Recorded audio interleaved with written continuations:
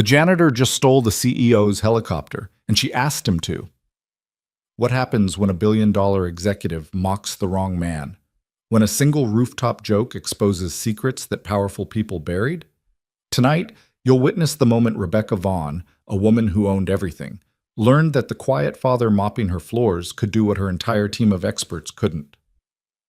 This isn't about helicopters. It's about the invisible people we walk past every day, and what happens when one of them finally stops hiding. Stay until the end, like this video. Comment your city below so I can see how far this story travels. Now, let me take you back to where it all began.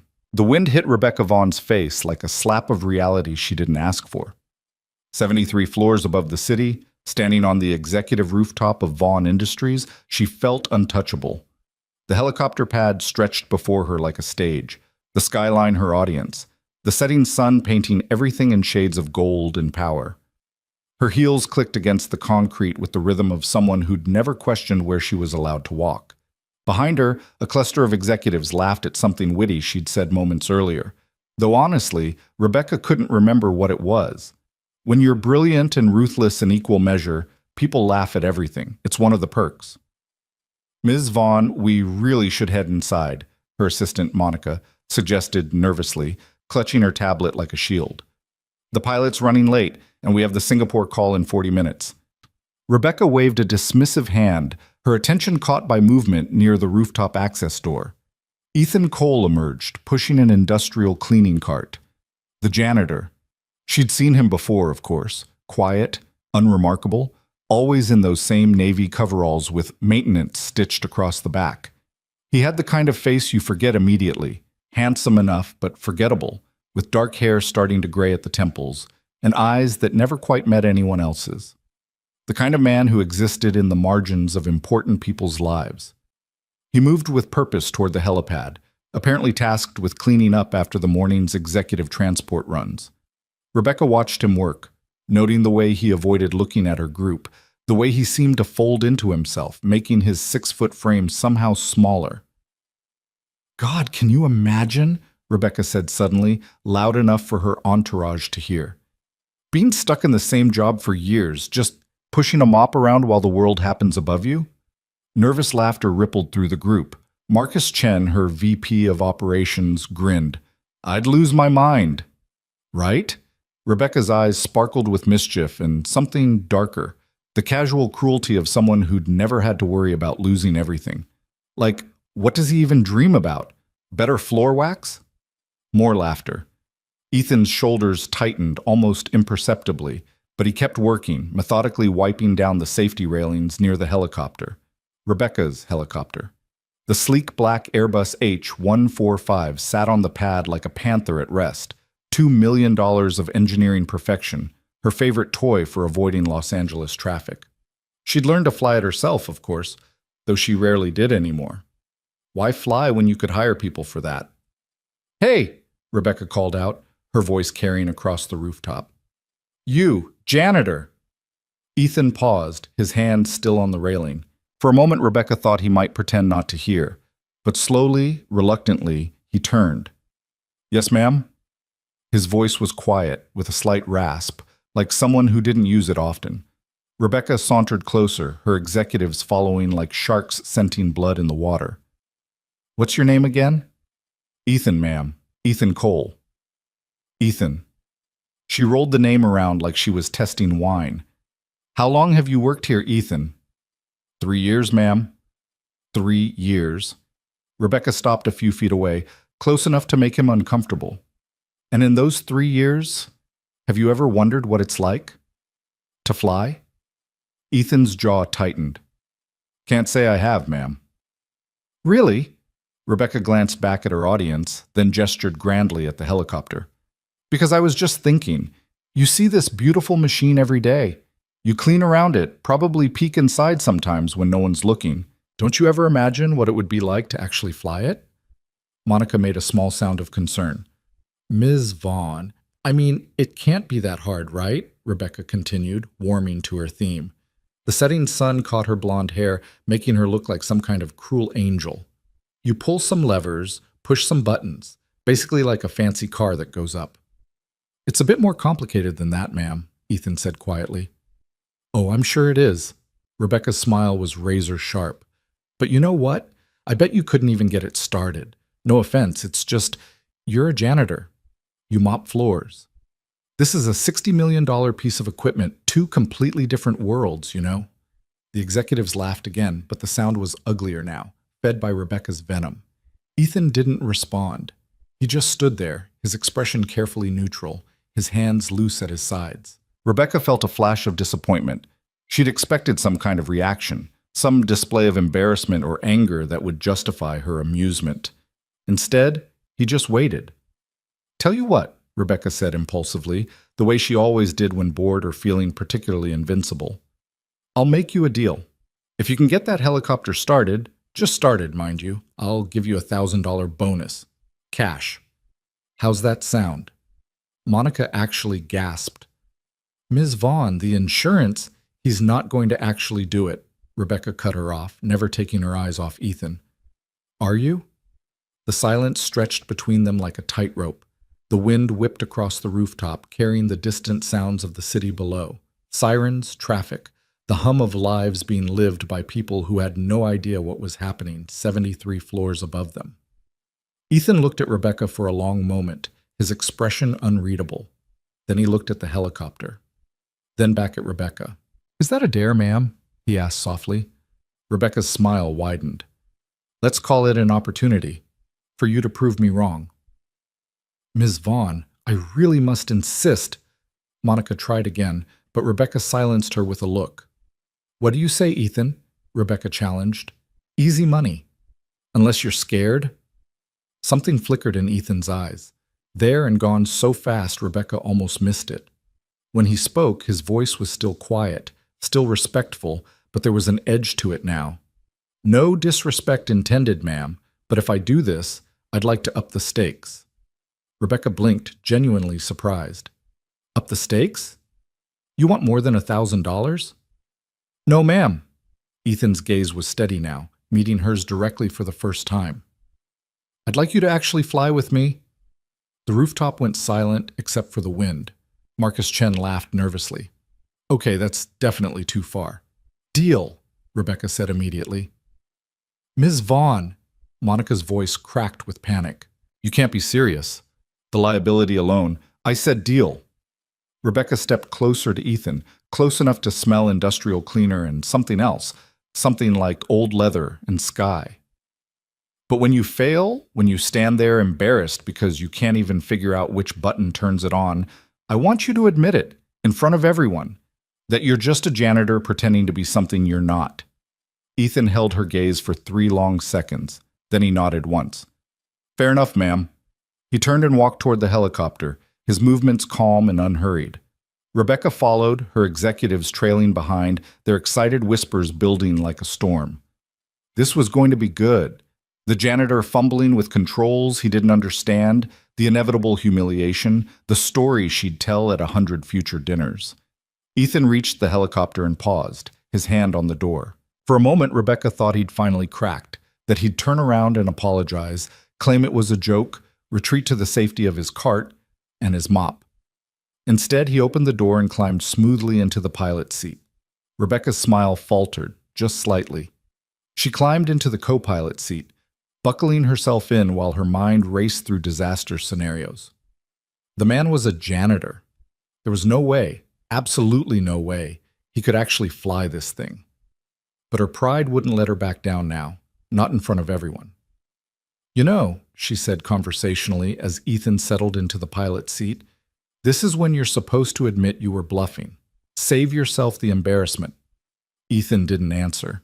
His hands moved across the control panel with a fluidity that made Rebecca's stomach tighten. He wasn't fumbling. He wasn't searching. He knew exactly where everything was. The overhead switches, the throttle, the collective, the cyclic. Ethan, Rebecca said, her voice losing its edge of amusement. What are you doing? Following through, ma'am, he said quietly. His hands continued their systematic progression through the pre-flight sequence. Every movement was precise, practiced, automatic. Battery on, fuel pumps check, hydraulics pressure verify. He moved like a man who'd done this 1,000 times before. No, like a man who could do it in his sleep. Rebecca's mouth went dry. Outside the cockpit, Monica pressed her face against the window, her expression horrified. Marcus was on his phone, probably calling security, or legal, or both. The other executives crowded around, their laughter dying into uncertain silence. "Ethan," Rebecca said again, and this time she couldn't hide the tremor. "I was joking. This was just, you don't have to actually—" The engines roared to life. The sound was deafening, beautiful, terrifying. The whole aircraft vibrated with barely contained power, the rotors beginning their slow revolution overhead. Rebecca gripped her seat, her carefully maintained composure cracking like ice. "Jesus Christ," she whispered, "you actually know how to fly." Ethan's hands never stopped moving. Flight instruments check, communication systems verify. He was going through the entire startup procedure perfectly, exactly the way a pilot would. No, exactly the way a pilot who'd flown hundreds of hours would. "I told you to prove me wrong, ma'am," Ethan said, his voice barely audible over the engine noise. "So I am." He put on the headset and gestured for Rebecca to do the same. With shaking hands, she complied. The noise reduced to a manageable roar, and she could hear him breathing, calm, steady, unhurried. "Tower, this is November 7-3 Victor Whiskey requesting clearance for local flight," Ethan said into the radio, his voice transformed, confident, professional, nothing like the quiet janitor who'd been scrubbing railings 5 minutes ago. Rebecca's mind reeled. This wasn't possible. The background check had been clean, just a janitor with perfect attendance and no red flags. Where the hell had he learned to fly like this? The tower's response crackled through the headset. "November 7-3 Victor. Whiskey, you're cleared for departure. Maintain heading 270, altitude 1000. Roger Tower, 270 at 1000. November 7-3 Victor Whiskey." Ethan's left hand gripped the collective, his right hand on the cyclic. His feet rested naturally on the pedals. Every part of his posture screamed training, experience, mastery. "Last chance to back out, ma'am," he said, glancing at her. "Once we're airborne, we're committed." Rebecca opened her mouth to say yes, to stop this insanity, to get out of the helicopter and fire this man and pretend this never happened. Instead, what came out was, "Fly." Ethan nodded once. Then he pulled pitch. The helicopter lifted off the pad with a smoothness that stole Rebecca's breath. There was no jerking, no wobbling, no hesitation. Just a clean, perfect ascent that carried them into the Los Angeles sky as if the aircraft were an extension of Ethan's body. Rebecca pressed back into her seat, her heart hammering against her ribs. The rooftop fell away beneath them, her executives shrinking to dots, the building becoming a toy model, the entire city spreading out in every direction like a glittering circuit board. "Oh my God," she breathed. "Oh my God, you're actually flying." "Yes, ma'am," Ethan said calmly, banking the helicopter with a subtle movement of the cyclic. The city wheeled beneath them, sunset painting the buildings in fire and shadow. "Like you dared me to." They flew for 10 minutes that felt like hours. Ethan took them west toward the ocean, keeping a perfect altitude, his movements minimal and confident. He pointed out landmarks with the same quiet voice he used to say, "Excuse me," when pushing his cleaning cart through the halls. "That's the Getty Center. And that's where the 405 meets the 10. Worst traffic in the city." Rebecca couldn't speak. She could barely breathe. She watched his hands on the controls, watched the easy way he read the instruments, watched him handle the helicopter like it was the most natural thing in the world. Finally, he turned them back toward the building. "Beginning descent," he announced to the tower. "Roger, November 7-3 Victor Whiskey, cleared to land." The approach was textbook perfect. Ethan brought them in at a gentle angle, bleeding off airspeed, adjusting for the wind that buffeted the rooftop. The landing skids touched down on the helipad with barely a whisper of contact. Silence. Ethan went through the shutdown procedure with the same systematic precision he'd used to start up. Engines off, fuel pumps off, battery off. He removed his headset and hung it carefully on the hook. Then he turned to look at Rebecca. She stared back at him, her face pale, her carefully constructed reality shattered into pieces around her feet. This man, this janitor she'd mocked, this person she'd dismissed as invisible, had just flown her helicopter better than her own trained pilot. "Who are you?" she whispered. Ethan unbuckled his harness and opened the door. "Just a janitor, ma'am. Like you said." He climbed out, leaving Rebecca frozen in the co-pilot seat. Through the window, she watched him walk past the stunned executives, past Monica's gaping mouth, past Marcus's shocked expression. He returned to his cleaning cart, picked up right where he'd left off, and resumed wiping down the railings. As if nothing had happened, as if he hadn't just turned her entire world upside down. Rebecca finally managed to unbuckle herself and climb out on shaking legs. Monica rushed over, talking rapidly about insurance and liability and legal, but Rebecca waved her away. She walked across the rooftop on autopilot, her mind churning through impossible questions. She stopped a few feet from where Ethan worked, his back to her, his movements methodical and steady. "Ethan." He paused but didn't turn around. "Where did you learn to fly like that?" For a long moment, he didn't answer. The wind whipped around them, carrying the smell of aviation fuel and approaching night. "Does it matter, ma'am?" he finally said, still not looking at her. "Yes," Rebecca said sharply. "Yes, it damn well matters. That wasn't basic training. That was... You flew like you'd done it for years, decades maybe, and your file says you're just a janitor. So either you're lying to me now or someone lied to me before." Ethan set down his cleaning cloth. Slowly, carefully, he turned to face her. His expression was unreadable, but something in his eyes made Rebecca take an involuntary step back. "I'm exactly what your file says I am, Ms. Vaughn," he said quietly. "A janitor. A man who cleans floors and empties trash and tries to do his job without bothering anyone. That's all I am. That's all I want to be." "That's bullshit," Rebecca snapped, her shock crystallizing into anger. "Nobody flies like that without extensive training. Military? Commercial? What?" "With respect, ma'am, my past employment isn't relevant to my current position." "It is when you just proved you're overqualified for mopping floors." "Maybe I like mopping floors." They stared at each other, the tension crackling between them like electricity. Rebecca's mind raced through possibilities. Military pilot grounded for some infraction, commercial pilot who'd lost his license, private pilot who'd fallen on hard times. But none of it made sense. A man who could fly like that could write his own ticket anywhere. So why was he scrubbing toilets at Vaughn Industries? "I want a full background check," Rebecca said finally. "Everything. I want to know where you learned to fly, why you're working here, what you're hiding." Something flickered in Ethan's expression. Pain, maybe, or regret. "You're welcome to do that, ma'am," he said. "But you won't find anything, because there's nothing to find. I'm just a janitor who happened to know how to fly a helicopter. That's all." He picked up his cleaning cloth and turned back to the railing, dismissing her. Rebecca stood there, her authority meaningless, her questions unanswered. She wanted to scream, to demand, to use every ounce of her power to force this man to explain himself. Instead, she turned and walked back to her executives, who parted before her like a sea. "Not one word," she said coldly. "Not to anyone. This never happened. Understand?" They nodded frantically, but Rebecca knew the damage was done. By tomorrow morning, the story would be everywhere. The CEO who got shown up by a janitor, the woman who thought she was untouchable until she wasn't. She didn't look back at Ethan as she headed for the rooftop exit, but she felt his presence behind her like a weight, a question mark, a mystery that had just blown a hole in her carefully ordered world. In the elevator, Monica tried again. "Miss Vaughn, about the Singapore call." "Reschedule it?" Rebecca cut her off. "But they've been waiting for weeks." "I said reschedule it." Rebecca's voice was ice. "Clear my schedule for the rest of the day. I need to think."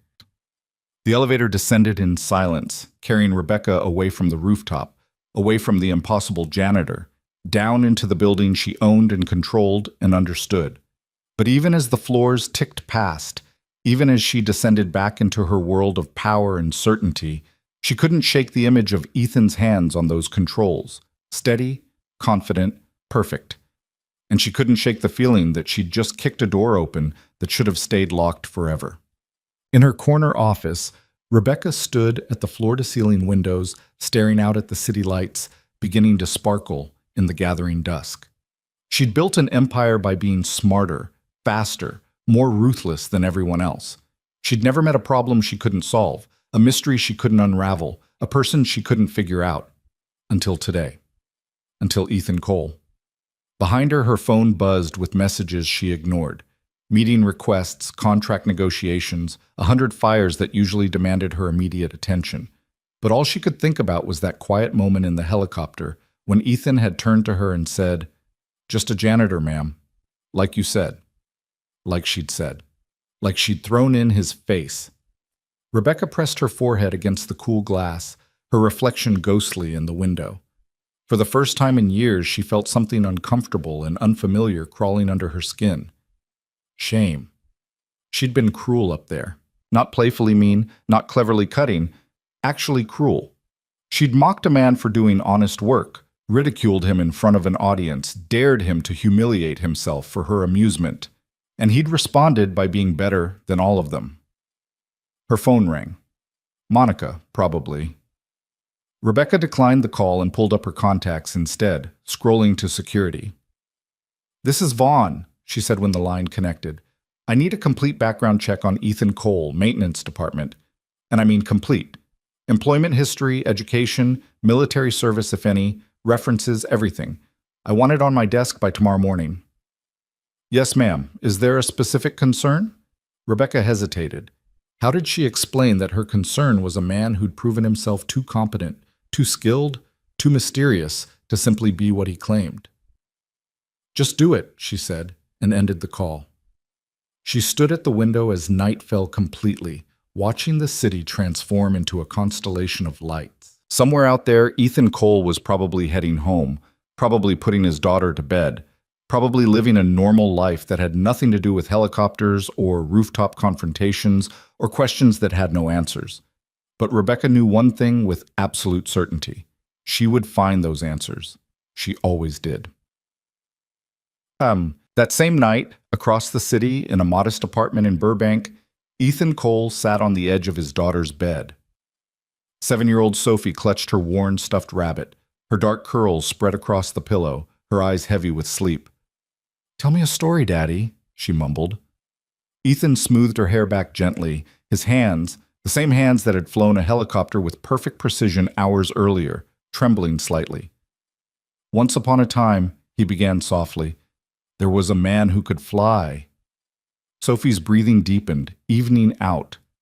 Asleep before the story even really started, the way she always was. Ethan sat there in the dim glow of her nightlight, watching her chest rise and fall, listening to the soft sounds of her dreaming. This room with its thrift store furniture and crayon drawings taped to the walls. This was his world now. This was what mattered. Not helicopters, not the person he used to be, not the skills he'd buried so deep he'd almost forgotten they existed. Almost. He stood quietly and walked to the window, looking out at the city lights in the distance. Somewhere among them was Vaughn Industries, towering over everything. Rebecca Vaughn probably still in her office, probably already digging into his past. Let her dig, Ethan thought. She wouldn't find anything. He'd made sure of that when he'd walked away from his old life. He'd made sure the man he used to be stayed dead. Because if that man came back, if those doors opened again, everything he'd built here, the safety, the anonymity, the quiet life where Sophie could grow up without shadows chasing them, all of it would crumble. Ethan turned away from the window and headed to the kitchen, where tomorrow's lunch sat half-packed on the counter, where bills were stacked in careful piles, where his work schedule hung on the refrigerator with a magnet shaped like a helicopter. He'd bought that magnet as a joke to himself, a reminder of what he'd left behind. Now it felt like a prophecy. His phone buzzed with a text message from an unknown number. "That was quite a show today, Cole. Didn't know janitors came with pilot licenses." M. Chen Ethan deleted it without responding. Then another message, this one from Monica, Rebecca's assistant. "Ms. Vaughn wants to see you in her office tomorrow. 8 a.m. Don't be late." Ethan stared at the message for a long moment before typing back. "I have floors to clean tomorrow. Tell her to make an appointment like everyone else." He hit send, then immediately regretted it. But it was done. The line was drawn. He'd flown the helicopter because she dared him to, because some part of him, the buried part, the dangerous part, couldn't resist proving her wrong. But that was where it ended. He'd proven his point. Now he'd go back to being invisible. And eventually, Rebecca Vaughn would get bored and move on to her next amusement. At least that's what he told himself as he finished packing Sophie's lunch, as he checked the locks on the doors, as he finally collapsed into his own bed with the weight of the day pressing down on his chest. But sleep didn't come easily, because somewhere in the back of his mind, in the place where instincts lived, Ethan knew the truth. Today hadn't ended anything. It had only just begun. Rebecca's hand slammed down on her desk, hard enough to rattle the coffee cup she'd forgotten to drink 3 hours ago. What do you mean, there's nothing? James Mitchell, head of her security division, shifted uncomfortably in his chair. He'd worked for Rebecca Vaughn for 8 years and thought he'd seen every shade of her temper. This was new territory. Ms. Vaughn, I ran every database we have access to. Employment verification, credit history, criminal records, DMV, FAA, pilot licensing. He spread the thin folder open on her desk like a surrender. Ethan Cole exists. He pays his taxes. He has a daughter enrolled at Franklin Elementary. He's worked in maintenance positions for the past 5 years. Before that, there's nothing. Nothing, Rebecca repeated flatly. Well, not nothing exactly. Birth certificate shows he was born in Montana. High school diploma from a school that closed down 10 years ago. But no college records, no military service despite being the right age for post-9/11 recruitment, no prior employment beyond basic labor jobs. It's like he just appeared 5 years ago. Rebecca leaned back in her chair, her fingers drumming against the armrest. Outside her window, Los Angeles sprawled in the harsh morning light. Tuesday morning traffic already choking the freeways. People don't just appear, Mitchell. And they especially don't appear with the ability to fly a $60 million helicopter like they've been doing it their entire lives. I agree it's unusual. Unusual? Rebecca's laugh was sharp. I watched him execute a perfect pre-flight sequence from memory. He knew every switch, every gauge, every procedure. That's not unusual, Mitchell. That's impossible for someone with no flight training on record. Mitchell cleared his throat. There is one possibility. If he trained outside official channels, private instruction, cash payments, no paperwork trail, for years? Rebecca cut him off. You don't learn to fly like that from some weekend instructor. That was military-grade competence. Then maybe his military records are sealed, classified operations, witness protection, something that would explain, so find out. Rebecca's voice went cold and flat, the tone that made executives 3 levels above Mitchell nervous. I don't care what it takes. Call in favors, hire outside investigators. I want to know who Ethan Cole really is. Mitchell gathered the pathetic folder and stood. Yes, ma'am. Though I should mention, if his records are sealed at a federal level, we might be opening doors that are better left. That will be all, Mitchell. He left without another word, and Rebecca turned her chair to face the windows. The morning sun hurt her eyes. She'd been awake since 4, unable to stop replaying yesterday's scene on the rooftop. The way Ethan had moved through that cockpit with casual mastery. The way he'd looked at her afterward, his expression carefully neutral, but his eyes holding something that might have been disappointment. In her. Rebecca Vaughn didn't do introspection. She did action, results, forward momentum. But sitting alone in her office, staring at her reflection in the glass, she couldn't escape the uncomfortable truth. She'd been wrong about him. Not just wrong, cruel. Casually, thoughtlessly cruel, in the way that only comes from never having to worry about consequences. Her phone buzzed. Monica's name flashed on the screen.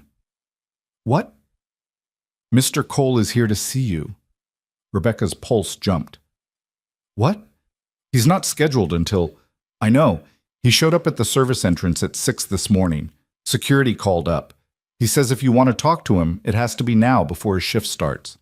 Rebecca checked her watch. 7:45. She'd sent that meeting request for 8, assuming he'd comply like everyone else in this building. Instead, he was setting terms. Send him up. She stood and smoothed her suit jacket, then hated herself for the nervous gesture. This was her office, her building, her territory. She didn't prepare for janitors. Except Ethan Cole wasn't just a janitor. The elevator chimed. Rebecca positioned herself behind her desk, creating the barrier of authority she needed. Footsteps approached, not the confident stride of an executive, but measured, quiet steps that barely registered on the marble floor. Ethan appeared in her doorway in his navy coveralls, a worn backpack slung over one shoulder. He looked exactly like he always did. Forgettable, invisible, completely out of place in the chrome and glass expanse of the executive suite. But Rebecca couldn't unsee yesterday. Couldn't unsee the way those same hands had controlled the helicopter with surgical precision. "Mr. Cole," she said evenly, "thank you for coming. You asked to see me." He stayed in the doorway, not entering without invitation. Polite, careful. "I've got 30 minutes before I need to start on the 14th floor. Rebecca gestured to the chair across from her desk. "Please, sit." Ethan hesitated, then stepped inside and settled into the chair with the careful posture of someone who knew how to sit still for hours. Military bearing, some part of Rebecca's mind noted. Trained discipline. "Can I get you coffee? Water?" "I'm fine, ma'am." They sat in silence for a moment, sizing each other up. Rebecca searched his face for clues. Anxiety, defensiveness, pride. Found nothing but patient waiting. "I owe you an apology," she said finally. Ethan blinked, clearly not expecting that. "Ma'am?" "Yesterday, on the rooftop, I was out of line. The things I said—" Rebecca forced herself to hold his gaze. "I disrespected your work and insulted you publicly. That was wrong." Ethan studied her for a long moment. "Apology accepted, Ms. Vaughn. But I also need answers." Rebecca leaned forward. "Where did you learn to fly?" "Does it matter?" "Yes, it matters. I have a responsibility to this company, to security protocols. I passed your background check when you hired me," Ethan interrupted quietly. "Nothing's changed since then." "Everything's changed since then. You demonstrated skills that aren't in your file." "Lots of people have skills that aren't in their files. Doesn't make them dangerous." Rebecca felt her temper rising. "I'm not suggesting you're dangerous. I'm suggesting you're hiding something." Ethan's expression didn't change, but something in his eyes went distant. "Everyone's hiding something, Ms. Vaughn. The question is whether what I'm hiding affects my ability to do my job, and it doesn't. How can I know that if you won't tell me, because I've been doing my job perfectly for 3 years? His voice remained calm, but there was steel underneath now. "Never missed a day, never caused a problem, never given you any reason to question my work, until I made the mistake of accepting your dare." The words hit harder than Rebecca expected.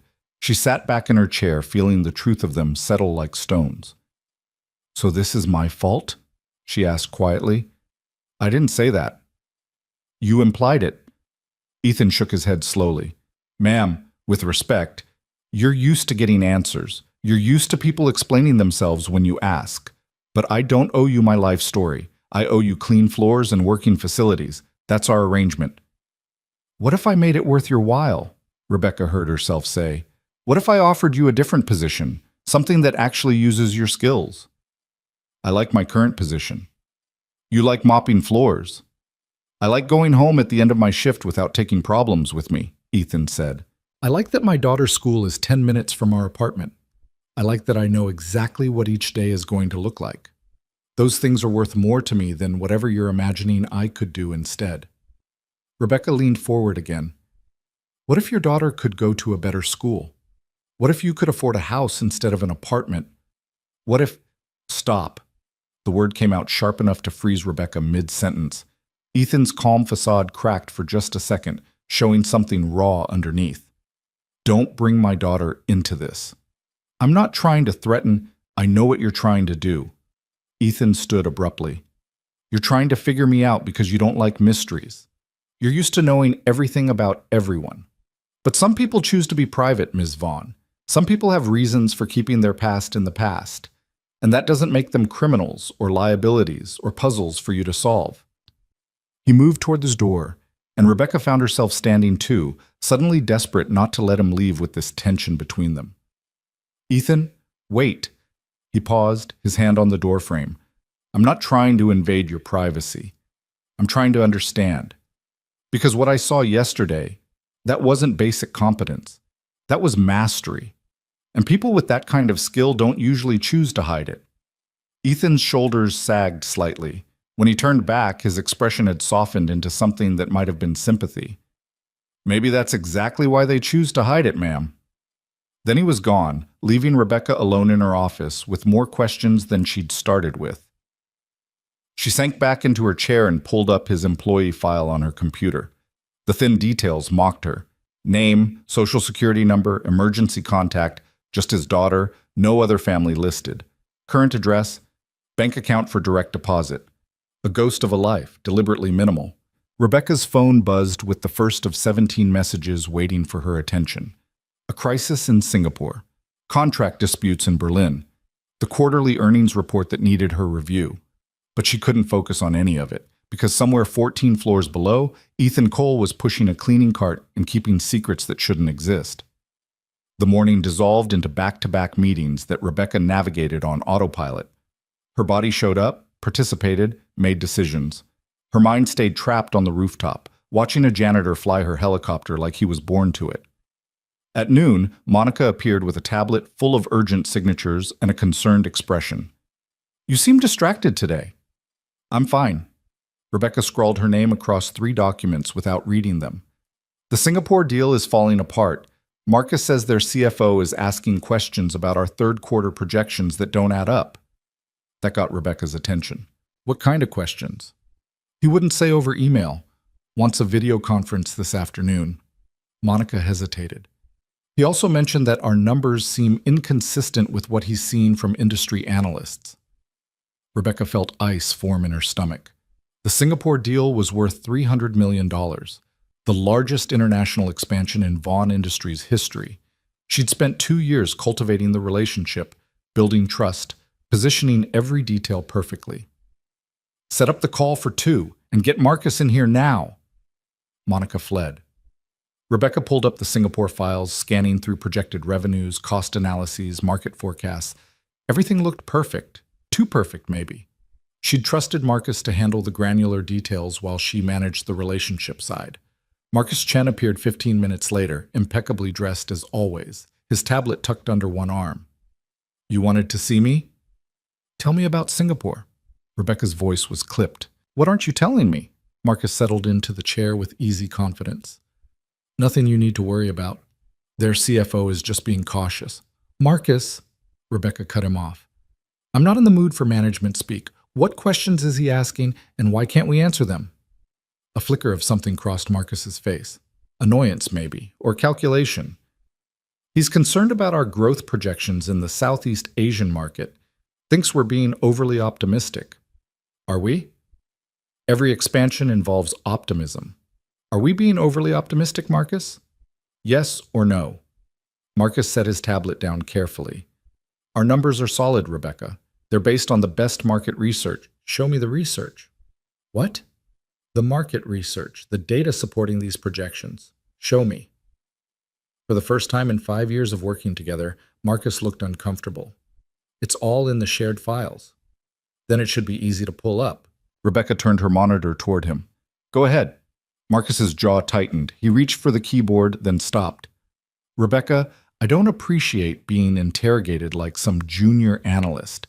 I've been running our international division for 3 years, Rebecca finished. The same 3 years Ethan Cole has been mopping our floors. Funny how people can work somewhere that long and still be full of surprises. The comparison hung in the air between them. Marcus's expression went carefully blank. "I'll compile the supporting documentation and send it over by end of day," he said, standing. "Will that be satisfactory?" "It'll be a start." Rebecca watched him leave, noting the rigid set of his shoulders, the controlled precision of his movements. Her instincts, the same instincts that had built this company from nothing, screamed warnings she couldn't yet articulate. She spent the lunch hour she didn't take digging through financial reports, cross-referencing Marcus's projections with independent market analyses. The deeper she went, the less comfortable she felt. Nothing was technically wrong, but everything felt off. Like a painting where all the colors were right, but the proportions were subtly distorted. At 1:30, Rebecca left her office and took the elevator down. Not to the ground floor, but to 14. She found Ethan exactly where she expected, in the northeast corridor, methodically working his way through the offices that most people were too busy to notice stayed immaculate. He saw her coming and straightened from the trash bin he was emptying. "Ms. Vaughn, I need your honest opinion about something," Rebecca said without preamble. Ethan's eyebrows rose slightly. "Ma'am? You've worked on every floor of this building. You see things people forget are being seen. So tell me, have you noticed anything unusual about Marcus Chen?" The question clearly caught Ethan off guard. He glanced around the empty corridor before answering. "Unusual how?" "Late nights, stressed behavior, anything that seems off." Ethan was quiet for a long moment, his expression thoughtful. "He works late Tuesdays and Thursdays. Always. Sends his assistant home around 7, stays until 9 or 10. Lots of executives work late." "Yes, ma'am, but most of them leave their office doors open. Mr. Chen closes his, and he doesn't like interruptions during those nights." Rebecca felt her pulse quicken. "How do you know he doesn't like interruptions?" "Because I tried to empty his trash one Tuesday evening around 8. He was agitated.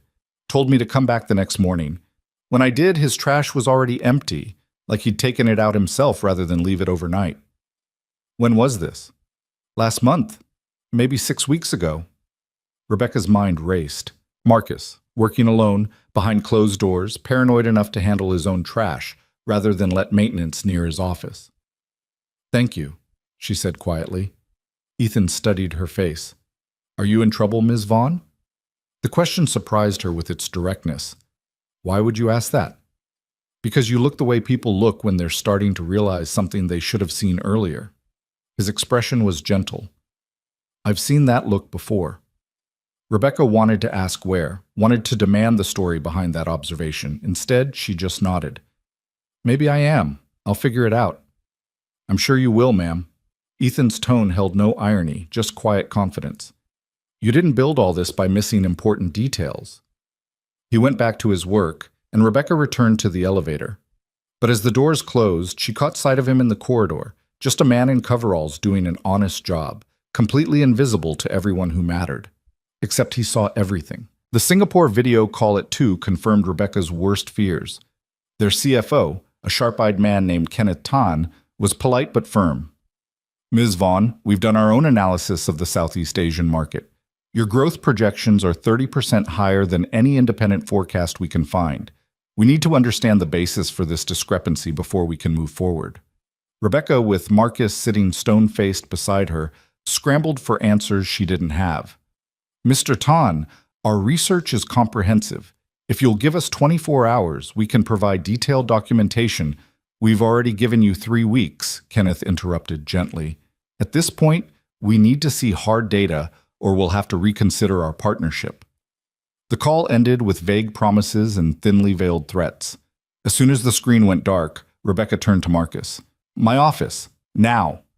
10 minutes later, they faced each other across her desk like opposing generals. "Where's the documentation?" Rebecca demanded. "I told you I'll have it compiled by—" "Stop lying to me, Marcus. There is no documentation, is there? You inflated the projections." Marcus's careful control finally cracked. "I didn't inflate anything. I was optimistic. There's a difference." $300 million worth of difference? Rebecca's voice rose.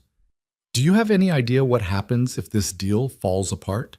Singapore was supposed to be our gateway to the entire Asian market. If we lose them, we won't lose them. We just need to adjust some numbers, massage the presentation." "Massage the presentation?" Rebecca stood abruptly. "You want me to lie to our potential partners?" "I want you to trust that I know how these deals work," Marcus shot back. "Every expansion involves some creative forecasting. That's business." "No, Marcus, that's fraud." The word hung between them like a bomb. Marcus went very still, his expression transforming into something cold and calculating. "Be very careful, Rebecca. You're making accusations that could damage both our careers." "You've already damaged our careers. You've put this entire company at risk with your creative forecasting." "I've been doing exactly what you told me to do," Marcus said coldly. "You wanted Singapore. You wanted expansion. You wanted aggressive growth targets that would impress the board. So I delivered. And now you're going to throw me under the bus because the numbers make you uncomfortable?" Rebecca stared at him, seeing him clearly for the first time. The smooth charm, the easy confidence. It was all performance. Underneath was something ruthless and self-serving that she'd somehow missed. "Get out of my office," she said quietly. "Rebecca, get out, and don't touch anything in your office. As of now, you're on administrative leave pending investigation." Marcus stood slowly. "You're making a mistake." "The mistake was trusting you. Now get out." He left without another word, and Rebecca collapsed into her chair, her hands shaking. 3 years. Marcus had been with her for 3 years, and she'd never seen it. Never questioned his numbers, never dug deeper, never noticed the warning signs. Because she'd been too busy being brilliant and ruthless and successful to pay attention to the details. Her phone rang. Monica. "Ms. Vaughn, building security just called. There's been an incident at the company picnic." Rebecca had forgotten about the damn picnic. Every year, Vaughn Industries hosted a family event in the park across the street. Mandatory fun for all employees and their families. "What kind of incident?" "I don't know. They just said you should come down." Rebecca grabbed her jacket and headed for the elevator, grateful for a problem she could actually solve with her presence. The park was chaos. 300 employees and their families scattered across the grass, kids running wild. The smell of grilled food competing with car exhaust from the nearby street. Rebecca spotted the security team gathered near the playground and headed over. "What's going on?" "Nothing serious, ma'am," the head security guard said. "We're just responding to a concerned parent. One of the employees got spooked by a drone flying overhead." "A drone?" Rebecca scanned the sky. Los Angeles was full of drones, delivery services, real estate photography, hobbyists. So what? "The employee seemed to think it was surveillance, got pretty agitated. We're just making sure everyone's calm." Rebecca was about to dismiss the whole thing when she saw who the concerned employee was. Ethan Cole stood near the playground equipment, his daughter pressed against his side. He was scanning the sky with an intensity that made Rebecca's skin prickle. His entire body was coiled tight, ready to move, and his eyes tracked movement with practiced precision. That wasn't the posture of a worried parent. That was the posture of someone trained to identify threats. Rebecca approached slowly, watching Ethan's micro-reactions. When he noticed her, she saw him force his body to relax, saw the conscious effort it took to shift from alert to casual. "Mr. Cole, everything all right?" "Fine, ma'am. Sorry for the concern. He glanced up at the sky where the drone had been. "I don't like those things near my daughter." "Lots of parents don't," Rebecca said carefully. "But you looked like you were ready to shoot it down." Ethan's laugh was forced. "Just protective, I guess." Rebecca knelt down to Sophie's level.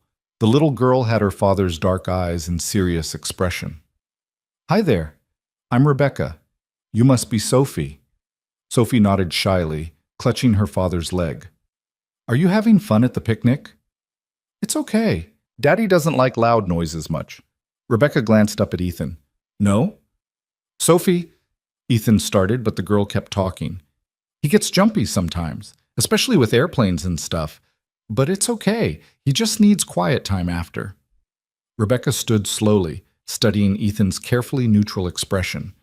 Jumpy around aircraft sounds, hypervigilant about aerial surveillance, combat reflexes hidden under a civilian veneer. "PTSD?"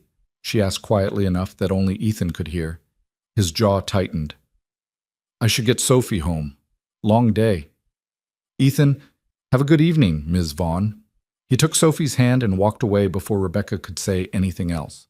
She watched them go, noting the way he positioned himself between his daughter and the open sky, the way he checked sightlines constantly, the way he moved through the crowd like he was navigating enemy territory. Not a janitor, a soldier, or something close enough that the distinction didn't matter. Rebecca pulled out her phone and called Mitchell.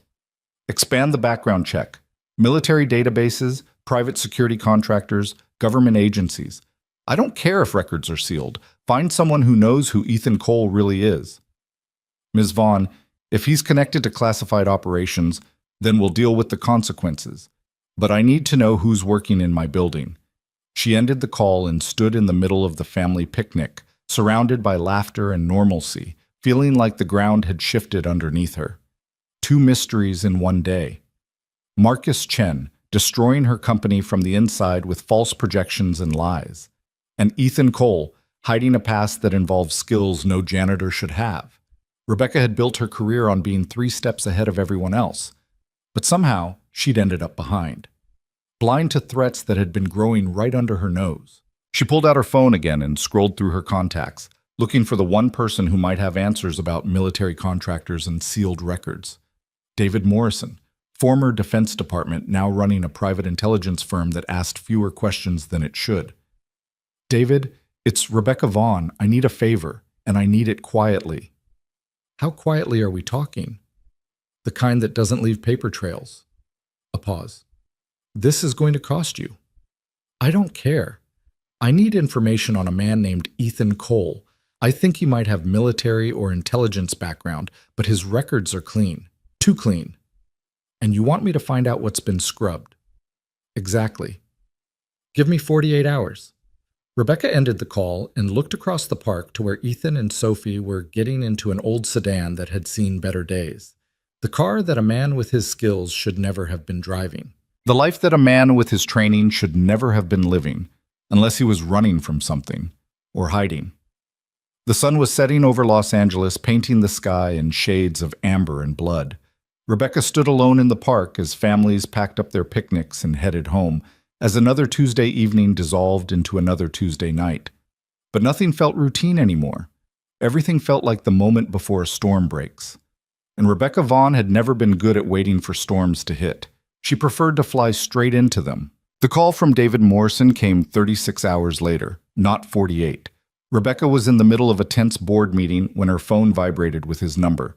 She excused herself over the protests of her CFO and took the call in the hallway. Tell me you found something. I found a whole lot of nothing, David said, his voice tight, which is itself something. Rebecca pressed the phone harder against her ear. Explain. Ethan Cole exists in every civilian database exactly as he appears, but when I started poking around military and intelligence channels, I hit walls. Not the normal kind, the kind that come with polite phone calls suggesting I stop looking. Polite phone calls from who? The kind of people who don't give names. Rebecca, whatever this guy was involved in, it's buried deep. Black operations deep. The kind of deep that means asking questions gets you labeled a security risk. Rebecca's grip tightened on the phone. So he was military. Was, is, or adjacent to. I can't tell you which. What I can tell you is that 3 different databases show access logs for his name that have been redacted. Someone looked him up recently and scrubbed their search. That's not normal background check activity. That's active monitoring. Someone's watching him. Or watching who's watching him. Either way, my advice, leave this alone. Whatever Ethan Cole did before he became your janitor, powerful people want it to stay buried.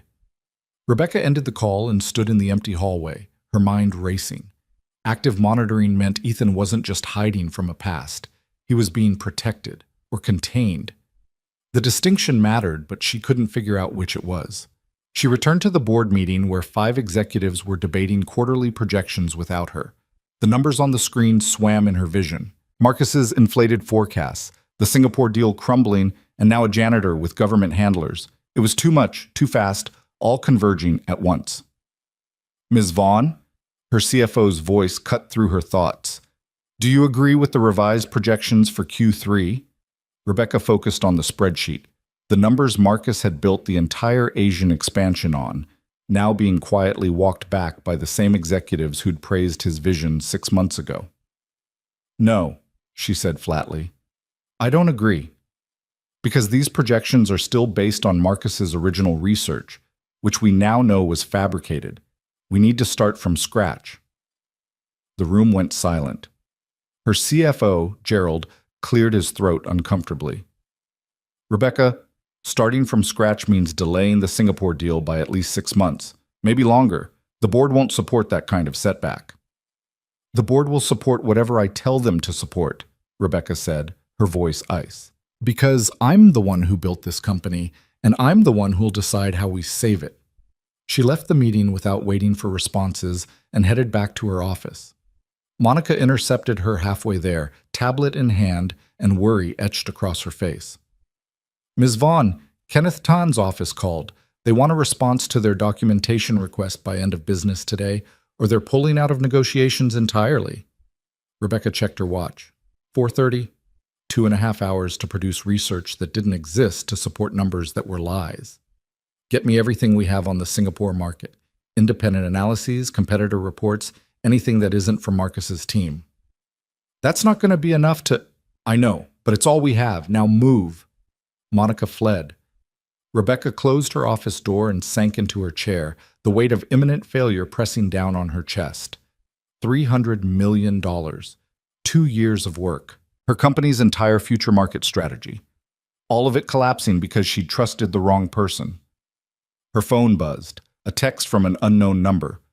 The storm that's coming isn't the one you're preparing for. Rebecca stared at the message, ice forming in her veins. She called the number. It rang twice before a familiar voice answered. Ms. Vaughn? Ethan? How did you get my personal number? I clean your office 3 times a week. Your business cards are on your desk. A pause. You need to listen to me carefully. Marcus Chen isn't just padding numbers. He's actively sabotaging your Singapore deal. Rebecca's breath caught. How do you know that? Because I pay attention.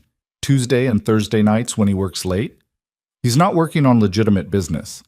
Last Thursday I saw him shredding documents, dozens of pages. And this morning when I emptied his office trash, there were printed emails he'd torn up. I pieced some of them together. You went through his trash?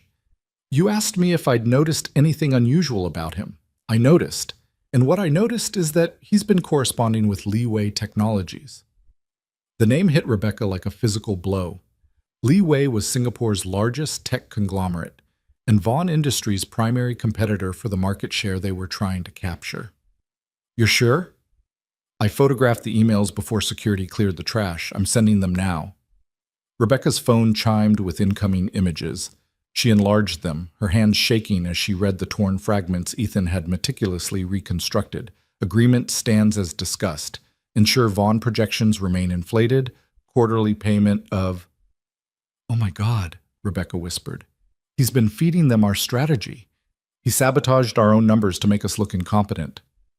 That's what it looks like to me, ma'am, but I'm just a janitor. You might want someone with actual authority to verify. Rebecca was already moving, grabbing her jacket, her mind shifting into the cold tactical mode that had built her empire. Where are you right now? Parking garage, level 3. About to head home. Stay there. I'm coming down.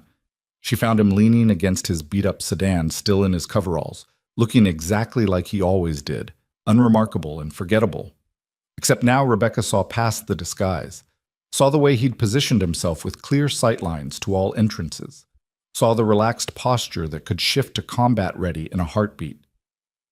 Show me everything you have, she demanded. Ethan pulled out his phone and handed it to her.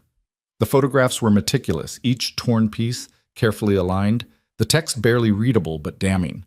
Marcus had been selling them out for months, maybe longer. Every strategy session, every market analysis, every confidential projection, all of it flowing to Leeway in exchange for what the fragment suggested was substantial payment. Why didn't you bring this to me immediately? Rebecca asked. Because yesterday you accused me of hiding things. I figured you wouldn't trust information from someone you're actively investigating. His expression was neutral, but his eyes held a challenge. Was I wrong? Rebecca wanted to argue, to defend herself. But he was right. If he'd walked into her office this morning with accusations about Marcus, she would have questioned his motives, wondered if this was some kind of deflection from his own secrets. No, she admitted quietly. You weren't wrong. They stood in the dim garage, the sound of traffic filtering down from the street above. Rebecca's mind raced through options, implications, next moves. I need to present this to the board. Tonight. Before Marcus has a chance to cover his tracks further. He already knows you're investigating him, Ethan pointed out. He'll be prepared. Then I'll need evidence beyond torn emails. I'll need... Rebecca stopped, an idea forming. The Singapore call is at 7 tonight. What if we could prove Marcus is still feeding information to Leeway? What if we could catch him in real time? Ethan studied her face. That's a dangerous game, Ms. Vaughn. I'm out of safe options. The Singapore deal dies tonight unless I can prove we're legitimate and Marcus is the problem, not the company. And how exactly do you plan to catch him? Rebecca's mind worked through the logistics. I'll schedule an emergency strategy meeting for 6. Confidential. I'll present fake revised projections, numbers that look real but are actually traceable. If Marcus passes them to Li Wei before the Singapore call, we'll know. That only works if you can monitor his communications. I'll have IT flag his email, track his phone. He won't use company systems if he's smart, Ethan interrupted. He'll have a burner phone or encrypted messaging. You need physical surveillance. Rebecca looked at him sharply. Are you volunteering? I'm a janitor, ma'am. I go places executives don't notice. I could position myself near his office during your 6 o'clock meeting, see if he makes any suspicious calls afterward. That's asking you to spy on a colleague. You're asking me to watch a traitor, Ethan corrected. There's a difference. They stood in silence for a moment, an unspoken understanding passing between them. Rebecca was asking this man whose secrets she'd been trying to expose to trust her with evidence of corporate espionage, and he was offering help to a woman who'd publicly mocked him days earlier. Why are you doing this? Rebecca asked quietly. You could just walk away. Let the company burn. You'd find another maintenance job tomorrow. Ethan glanced toward the garage exit, toward the city beyond, his expression distant. Because I've seen what happens when good people ignore warnings because they're distracted by the wrong threats. And because, he hesitated, then met her eyes. Because I have a daughter who deserves to grow up in a world where people do the right thing, even when it's complicated. Rebecca felt something shift in her chest, some hard edge of cynicism cracking. Okay, she said. Here's what we're going to do. By 5:30, Rebecca had assembled her core executive team in the main conference room, everyone except Marcus, who she deliberately excluded from the invitation. Gerald, Monica, and 3 division heads sat around the table, confusion evident on their faces. Where's Marcus? Gerald asked. Not invited, Rebecca said crisply. What I'm about to share stays in this room. If any of you have a problem with that, leave now. No one moved. Good. I have evidence that Marcus Chen has been selling our strategic information to Li Wei Technologies. He's been sabotaging our Singapore negotiations from the inside. The room erupted in protests and questions. Rebecca let them run for 30 seconds before raising her hand for silence. I don't have time to debate this. What I need is your help setting a trap. I'm going to create a set of revised projections, false projections with specific markers that we can trace. If those numbers show up in Li Wei's hands before tonight's Singapore call, we'll know Marcus is still actively betraying us. And if he doesn't take the bait, Gerald asked, then we proceed with what evidence we have and hope it's enough. But I don't think he'll be able to resist. These projections will look like exactly the kind of information Li Wei would pay premium for. Monica raised her hand tentatively. Ms. Vaughn, how are you planning to monitor whether he passes the information along? I have someone positioned to watch him. Someone he won't notice. Rebecca spent the next 20 minutes carefully constructing the false projections with her team. They made the numbers look legitimate enough to be believable, but included specific identifiers, unusual decimal points, uncommon terminology, traceable calculations that would scream Vaughn Industries if they appeared anywhere else. At 6:15, Rebecca sent the completed document to Marcus's email with a subject line designed to hook him. Confidential. Revised Singapore projections. Final version. Then she waited.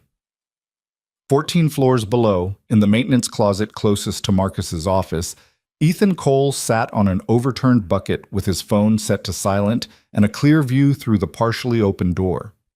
He'd positioned a cleaning cart in the hallway as cover, giving him a reason to be there if anyone asked. His phone vibrated with Rebecca's text. Package delivered. Watch for any communication in the next 30 minutes.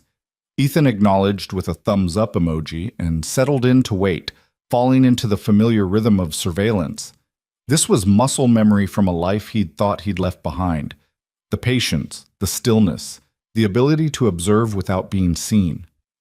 At 6:22, Marcus's office door opened. He emerged carrying his briefcase, his expression tense. Instead of heading toward the elevators, he turned in the opposite direction, toward the executive restroom. Ethan waited 60 seconds, then slipped out of the closet and moved silently down the hallway.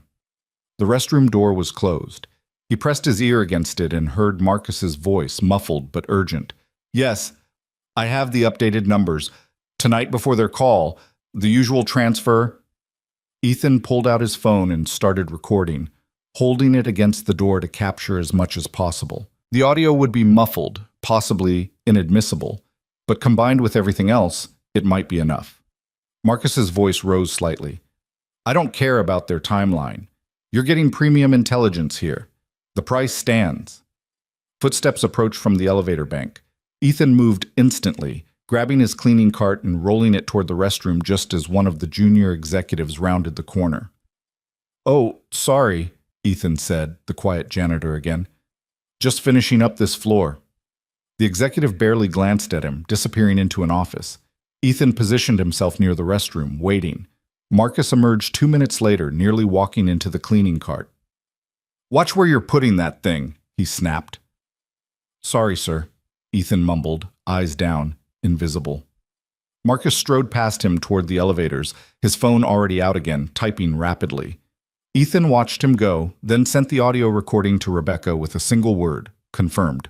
In the conference room, Rebecca's phone chimed. She excused herself and stepped into the hallway to listen to the recording. The audio was muffled but clear enough to catch the essential words: updated numbers, usual transfer, premium intelligence. She called David Morrison. I need another favor. Can you trace a financial transaction if I give you a time frame and probable recipient? Depends on the accounts involved. Why? Because I'm about to catch a corporate spy, and I need to prove he's been taking payment. Can you do it or not? Give me the details. Rebecca rattled off what she knew.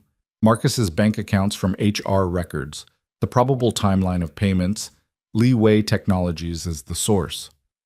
This is going to take time, David warned. International transfers, shell companies. I don't have time. I have 40 minutes until the Singapore call.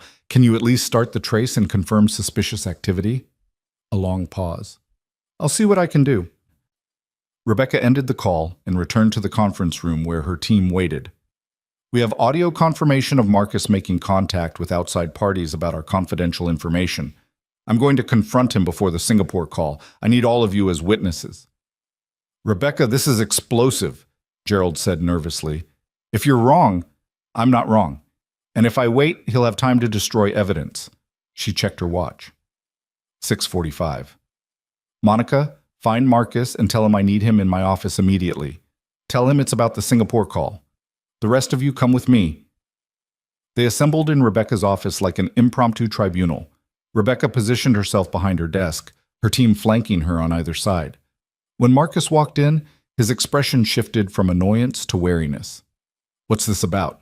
He asked, eyeing the assembled executives. Close the door, Rebecca said. Marcus hesitated, then complied. Rebecca, if this is about the revised projections you sent, it's about a lot more than that. Sit down. I'd rather stand. Sit down. Something in her tone made him comply. Marcus settled into the chair across from her, his confident veneer starting to crack. I know you've been selling our strategic information to Lee Wei Technologies, Rebecca said flatly. I know you've been sabotaging the Singapore deal from the inside, and I know you made contact with them 20 minutes ago to pass along confidential projections. Marcus's face went carefully blank. That's absurd. Where is this coming from? From multiple sources, including recorded communication between you and Lee Wei representatives discussing payment for intelligence. You're recording me now? Do you have any idea how illegal? The recording was made in a public space by someone who overheard your conversation. Perfectly legal. What's illegal is corporate espionage and selling trade secrets to competitors. Marcus stood abruptly. I'm not listening to this.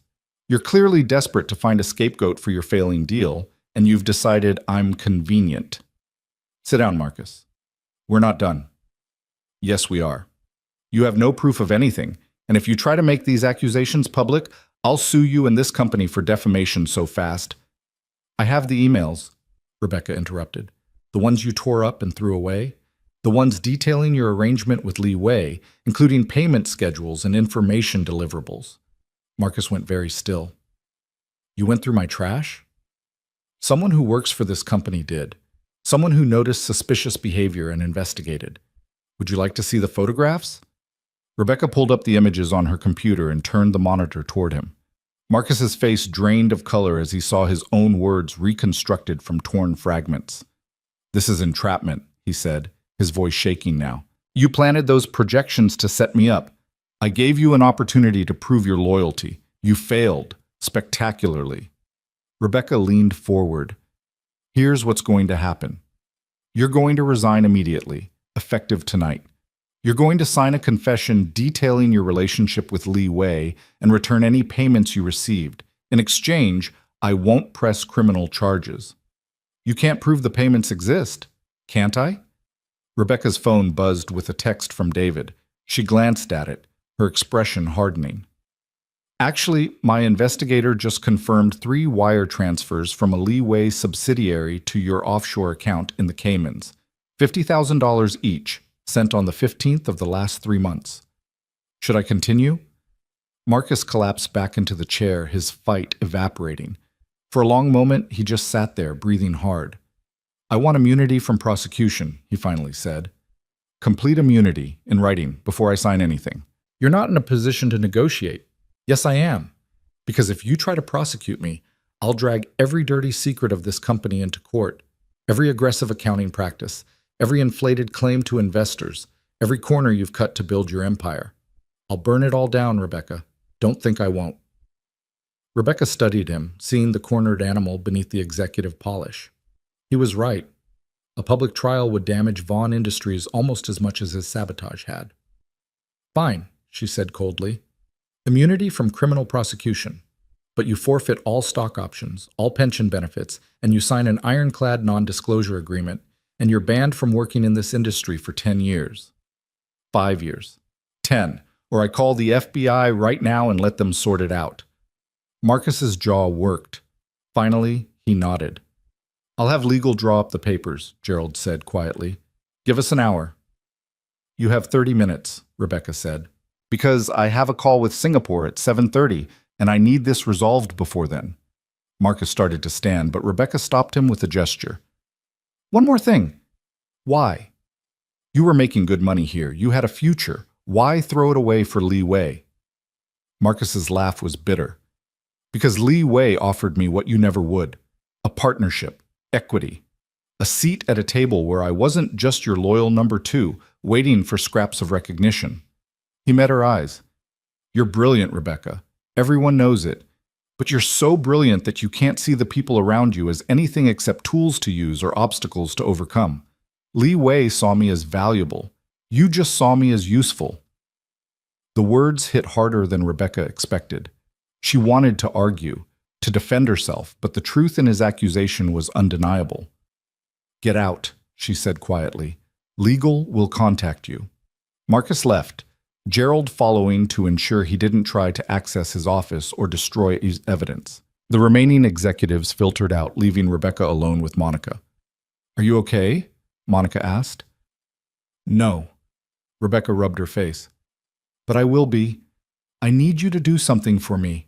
Find Ethan Cole. Bring him to my office." "The janitor?" "Yes, the janitor who just saved this company." Monica left, and Rebecca stood at her window watching the city lights flicker in the growing darkness. In 45 minutes, she'd have to face Kenneth Tan and convince him that Vaughn Industries was still worth partnering with, despite the chaos. She'd have to explain that their projections had been sabotaged, that she'd rooted out the problem, that she personally guaranteed the integrity of new numbers they didn't actually have yet. She'd have to sell confidence she didn't feel. Footsteps announced Ethan's arrival. He appeared in her doorway, still in his coveralls, looking uncomfortable in the executive suite. "You wanted to see me, ma'am? Come in, close the door." Rebecca waited until he complied. "Thank you. For the surveillance, for the evidence, for everything. You didn't have to help me." "Yes, I did." Ethan's expression was serious. "You were right about Marcus. Someone had to stop him." "Someone did. You." Rebecca moved away from the window. "I owe you more than $1,000. "I don't want money, Ms. Vaughn." "Then what do you want?" Ethan was quiet for a long moment, his gaze distant. "I want you to stop investigating my past.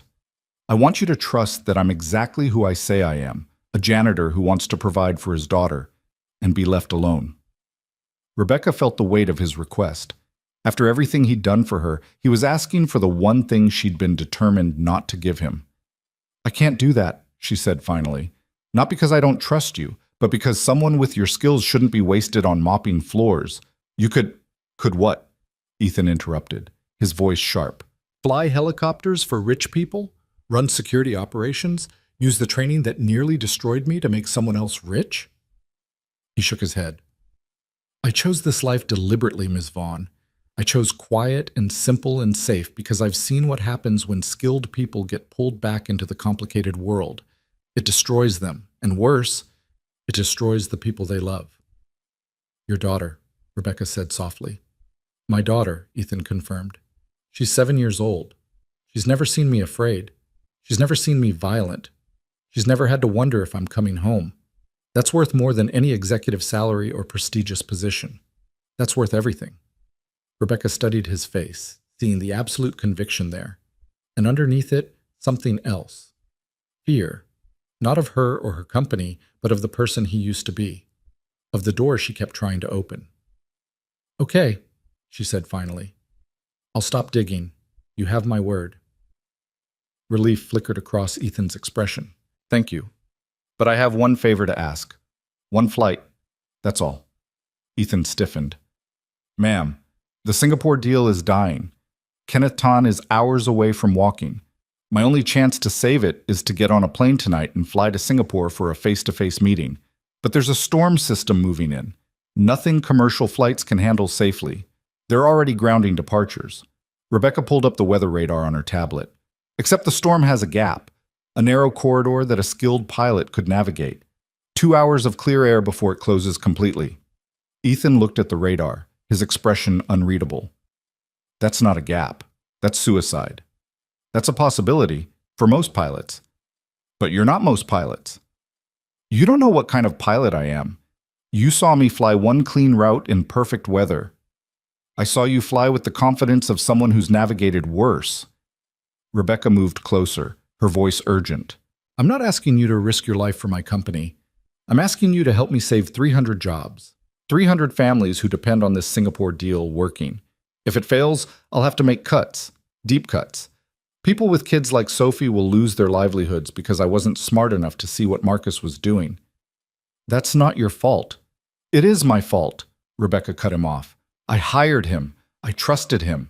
I was so focused on being brilliant that I missed the obvious betrayal happening right in front of me. So now I'm asking for help from the one person who was paying attention when I wasn't." Ethan turned away from her, his shoulders tight. "If I do this, if I fly you through that storm, you're asking me to be that person again, the person I walked away from, and I don't know if I can do that and still be the father Sophie needs. What if I promised you could do both? One flight, one night, and then you go back to your life and I never ask again." "You can't promise that. Because if I do this, you'll see what I'm capable of, really capable of, and you won't be able to unsee it. You'll always know there's a tool you're not using, a resource you're wasting. You'll always wonder why I'm pushing a mop when I could be doing more." Rebecca opened her mouth to deny it, then stopped. Because he was right. She was already wondering that. "What if it's not about what I need?" she said instead. "What if it's about giving Sophie a father she can be proud of? Not because he's a pilot or a warrior or whatever you used to be, but because when people needed help, he didn't hide. He showed up." Ethan closed his eyes. "That's a low blow, Ms. Vaughn." "It's also the truth." The silence stretched between them, heavy with implications. Rebecca watched emotions war across Ethan's face: fear, duty, resignation, something that might have been longing. Finally, he opened his eyes and looked at her. "One flight," he said quietly, "and then you keep your promise. No more questions, no more investigations. I go back to being invisible." "Deal." Ethan nodded once. "When do we leave?" "Now. Right now. The storm window closes at midnight." Rebecca grabbed her briefcase and headed for the door. Ethan followed, and together they rode the elevator down to the parking garage in silence. Rebecca's helicopter sat on the rooftop pad, fueled and waiting. They took a different elevator back up, emerging into the wind that had picked up since the afternoon. Dark clouds gathered on the western horizon, the leading edge of the storm system that was supposed to shut down air traffic for the next 24 hours. Ethan walked around the helicopter, his movements systematic as he performed a pre-flight inspection that was second nature. Rebecca watched him transform, the quiet janitor dissolving, someone harder and more focused taking his place. "You need to understand something," Ethan said as he checked the rotor assembly. "If we go into that storm and conditions deteriorate beyond what I can handle, I will turn back. I will not risk both our lives for a business deal." "Agreed?" "Agreed. And if I tell you to do something, you do it immediately. No questions, no hesitation. In a storm, seconds matter." "Understood." Ethan finished his inspection and climbed into the pilot's seat. Rebecca took the co-pilot position, buckling in as Ethan ran through the startup sequence. The engines roared to life, and Los Angeles spread out beneath them as they lifted into the darkening sky. The city lights fell away as they climbed, heading west toward the storm and the narrow window that might save everything or destroy it all. In the cockpit, lit by the soft glow of instruments, Rebecca glanced at Ethan's profile. His expression was calm, focused, professional, but his hands on the controls held stories she was finally beginning to understand. Stories of a man who'd chosen safety over skill. Until someone asked him to fly into the storm. The first raindrops hit the windscreen 20 minutes into the flight, fat and heavy, exploding like tiny bombs against the glass. Rebecca watched them multiply, watched the clear sky ahead dissolve into a wall of gray that seemed to swallow the horizon. "How bad is it going to get?" she asked, trying to keep her voice steady. Ethan's eyes moved across the instruments, reading data that meant nothing to Rebecca, but everything to their survival. "Bad enough that you should check your harness. Make sure it's tight." Rebecca pulled the straps, feeling them dig into her shoulders. Through the headset, she could hear Ethan's steady breathing, the calm voice of air traffic control providing weather updates that sounded increasingly ominous. "November 7-3 Victor Whiskey. Be advised, storm cell is intensifying faster than forecast. Multiple aircraft have turned back in the last 15 minutes. Recommend you reconsider your flight plan." "Roger Tower. We're continuing," Ethan replied, his voice betraying nothing. Rebecca felt her stomach tighten. "Ethan, the window is still there," he said, glancing at the weather radar display. "See that gap between the two major cells? We have maybe 90 minutes before it closes. We can make it. And if we can't, then I'll turn us around like I promised. But right now, the math works." He adjusted their heading slightly, the helicopter responding to his touch like it was an extension of his body. "Trust me, Ms. Vaughn. This isn't my first storm." Something in the way he said it made Rebecca look at him sharply. Not his first storm, not even close, judging by the absolute certainty in his movements. This was a man who'd flown through worse, survived worse, maybe lost people in worse. The rain intensified, hammering against the aircraft with enough force to make conversation difficult even through the headsets. Lightning flickered in the distance, illuminating the clouds from within like a malevolent heartbeat. "Tell me about the worst storm you ever flew through," Rebecca said, surprising herself. Ethan's jaw tightened. "Why?" "Because I need to know if this is going to kill us. And because, if it is, I'd like to know who I'm dying with." For a long moment, Ethan didn't respond. The helicopter shuddered through a pocket of turbulence, and he made minute adjustments to keep them level. When he finally spoke, his voice was distant, like he was reading from a script he'd memorized against his will. "Afghanistan, 2019. Extraction mission in the Hindu Kush Mountains. We were pulling out a team of wounded soldiers, but a storm rolled in faster than anyone predicted. Zero visibility, winds that could flip a helicopter like a coin, and we were flying between mountain peaks with maybe 50 feet of clearance on either side." Rebecca found herself holding her breath. "I had a co-pilot. Good man. Better pilot than me, honestly. But halfway through the extraction, we hit a wind shear that nearly threw us into the mountainside. He panicked, froze on the controls. I had to override him, physically fight him for control, while the aircraft was trying to tear itself apart." "What happened?" "We made it out. All the wounded soldiers survived. My co-pilot requested a transfer the next day." Ethan's hands never stopped their small, precise adjustments. "But he was right to panic. We should have died that night. The fact that we didn't was luck, not skill. I don't believe that, Rebecca said. Luck doesn't fly a helicopter through a mountain storm. Luck doesn't override another pilot while maintaining control. That's pure skill. Skill gets you into the storm, Ms. Vaughn. What gets you out is something else entirely. Before Rebecca could ask what he meant, the helicopter dropped suddenly, her stomach lurching into her throat. Ethan's hands moved in a blur, pulling them out of the downdraft with a smoothness that shouldn't have been possible. "We're entering the edge of the cell," he said calmly, as if they hadn't just fallen 100 feet in 2 seconds. "It's going to get rougher. Focus on the horizon line on the instruments, not outside. Looking outside during turbulence can trigger vertigo." Rebecca forced her eyes to the artificial horizon, watching the little airplane symbol pitch and roll as Ethan fought to keep them stable. The wind howled around them, the rain now coming in horizontal sheets that reduced visibility to nearly zero. "November 7-3 Victor Whiskey, we're showing you entering severe weather. Recommend immediate return to Los Angeles." "Negative, Tower, we're committed," Ethan replied. "Committed?" Rebecca's voice cracked slightly. "That sounds ominous." "It means turning back now is more dangerous than going forward. The gap is still ahead of us. We just have to get through this cell to reach it." The helicopter shook so violently that Rebecca's teeth rattled. Something beeped urgently on the control panel, and Ethan silenced it with a practiced gesture. "What was that?" "Wind shear warning. It's fine." It didn't sound fine. "Rebecca." Ethan's use of her first name cut through her rising panic. "I need you to trust me. Can you do that?" She looked at him, at the absolute focus in his expression, at the hands that hadn't wavered despite the violence of the storm. This was the real Ethan Cole, not the quiet janitor, not the man who pushed a mop and kept his head down. This was the person he'd been before Sophie, before the choice to be invisible. This was the warrior hiding in coveralls. "Yes," she said, "I trust you." "Good, because I'm going to need you to help me. See that dial on your left? The one marked fuel flow?" Rebecca found it, her hands shaking. "Yes." "If it drops below the green zone, tell me immediately. The storm is affecting our fuel consumption, and I need to monitor it carefully." "Okay, what else?" "Watch the engine temperature gauges, both of them. If either one spikes into red, that's critical." Rebecca nodded, grateful for something to focus on besides the windscreen where rain and darkness conspired to create a void.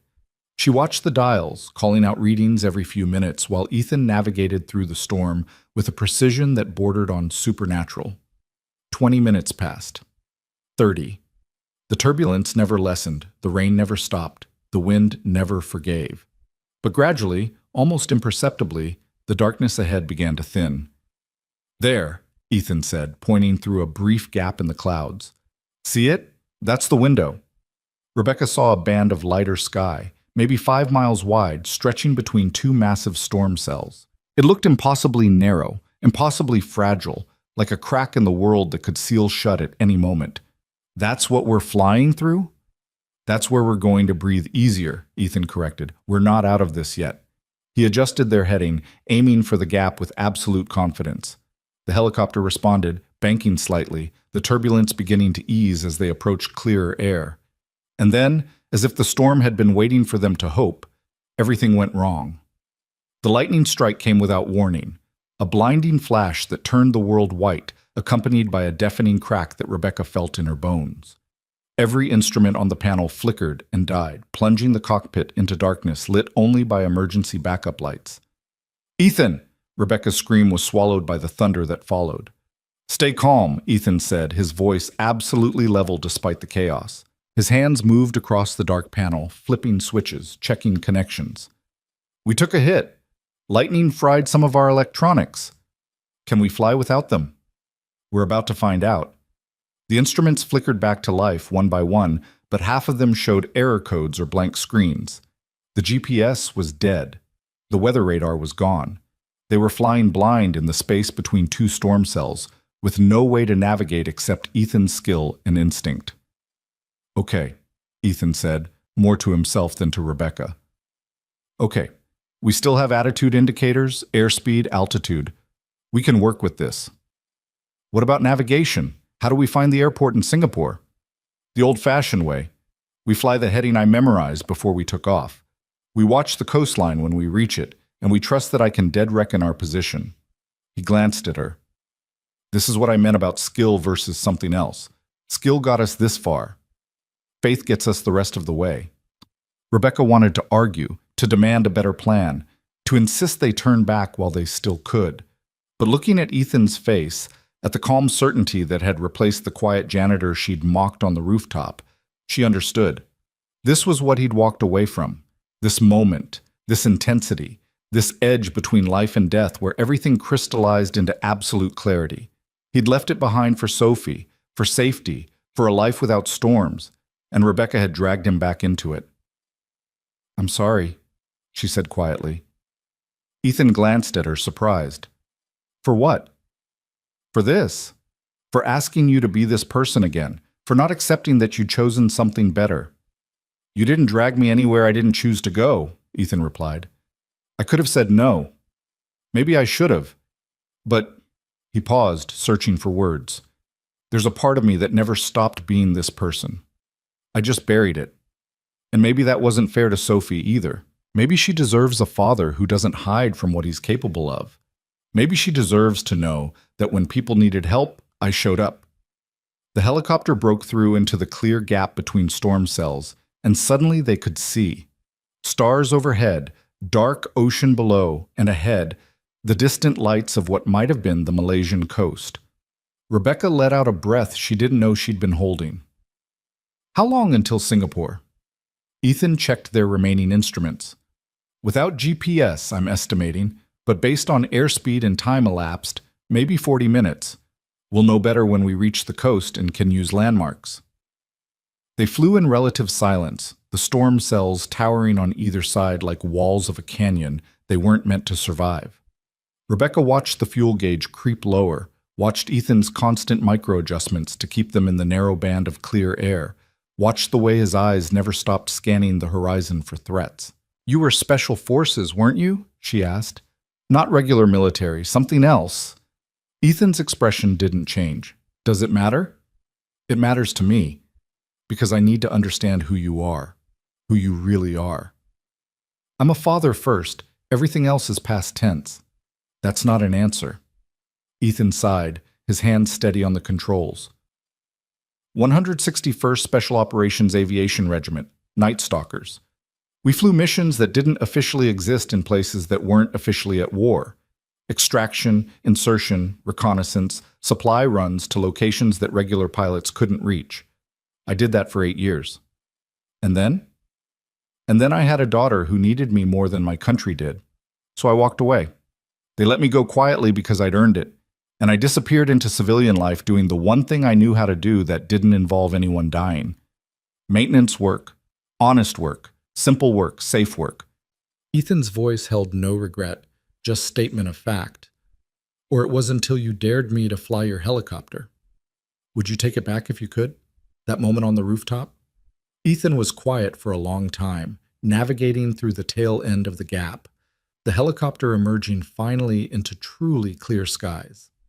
Ahead, the lights of civilization began to resolve into the sprawling glow of Singapore's coast.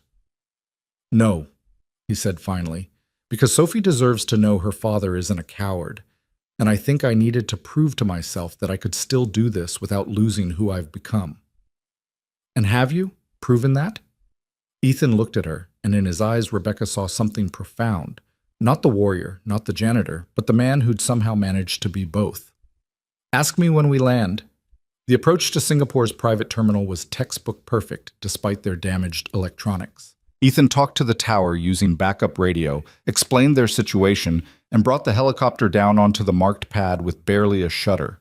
When the engines finally wound down and silence fell, Rebecca realized her hands were shaking. "We made it," she said unnecessarily. "We did." Ethan unbuckled his harness, exhaustion suddenly visible in the lines around his eyes. "You have 90 minutes until your meeting with Kenneth Tan. There's a car waiting to take you to his office." "You knew there'd be a car?" "I called ahead while we were in clear air. Figured you'd need one." Rebecca stared at him. Even in the middle of a storm fighting to keep them alive, he'd been thinking 3 steps ahead, planning for her success. Come with me, she said impulsively. To the meeting. You saved this deal as much as I did. I'm a pilot who got you here safely, that's all. The rest is your show. Ethan climbed out of the helicopter and Rebecca followed. On the tarmac, under the harsh lights of the terminal, he looked diminished somehow, just a tired man in coveralls who needed a shower and sleep.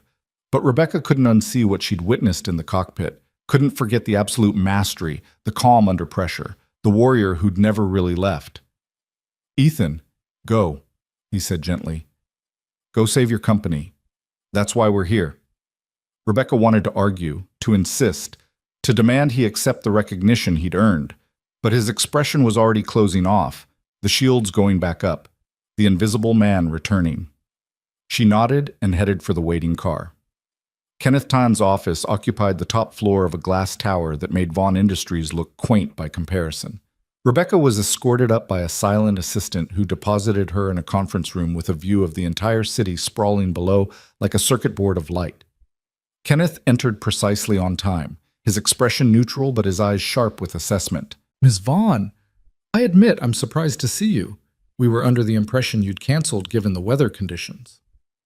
I don't cancel for weather, Mr. Tan. I fly through it. Rebecca opened her briefcase and pulled out a tablet.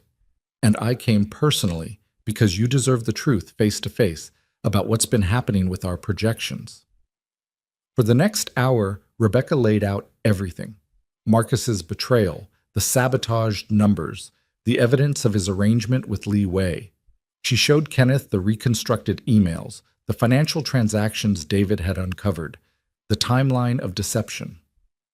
I won't insult your intelligence by pretending our projections were anything but compromised, she said. But I will tell you that the core strategy remains sound. Marcus inflated the numbers to make us look incompetent, not because the market opportunity isn't real. It is real. We just need to approach it with honest data.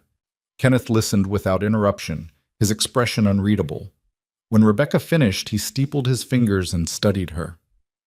You flew through a typhoon to tell me this in person. I flew through a storm, wouldn't call it a typhoon.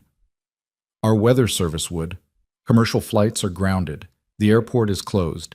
Yet somehow you arrived in a helicopter that, according to my assistant's inquiry, sustained lightning damage en route. Kenneth's eyes held something that might have been respect. That suggests either remarkable stupidity or remarkable commitment. I prefer to think of it as calculated risk. And the pilot? Your assistant mentioned you flew with your maintenance staff. Rebecca hesitated, thinking of Ethan sitting somewhere in this building, probably finding a corner to be invisible in. The best pilot I've ever flown with. Someone who understands that some things are worth risking everything for. Kenneth was quiet for a long moment, then stood and walked to the window. Singapore glittered below them, oblivious to the drama playing out 70 floors above. Li Wei approached us 6 months ago, he said finally. They offered us favorable terms on a partnership that would have directly competed with your proposal. We declined because your vision was more aligned with our long-term strategy. But they've been persistent, very persistent. Rebecca felt ice form in her stomach. You think they were using Marcus to sabotage us specifically? I think Li Wei doesn't like losing, and I think they saw an opportunity to corrupt your organization from the inside. Kenneth turned back to face her. The question is whether you've rooted out all the corruption or just the most obvious piece. I've initiated a full audit. Every department, every projection, every piece of data Marcus touched. It'll take weeks, but I'll have clean numbers for you.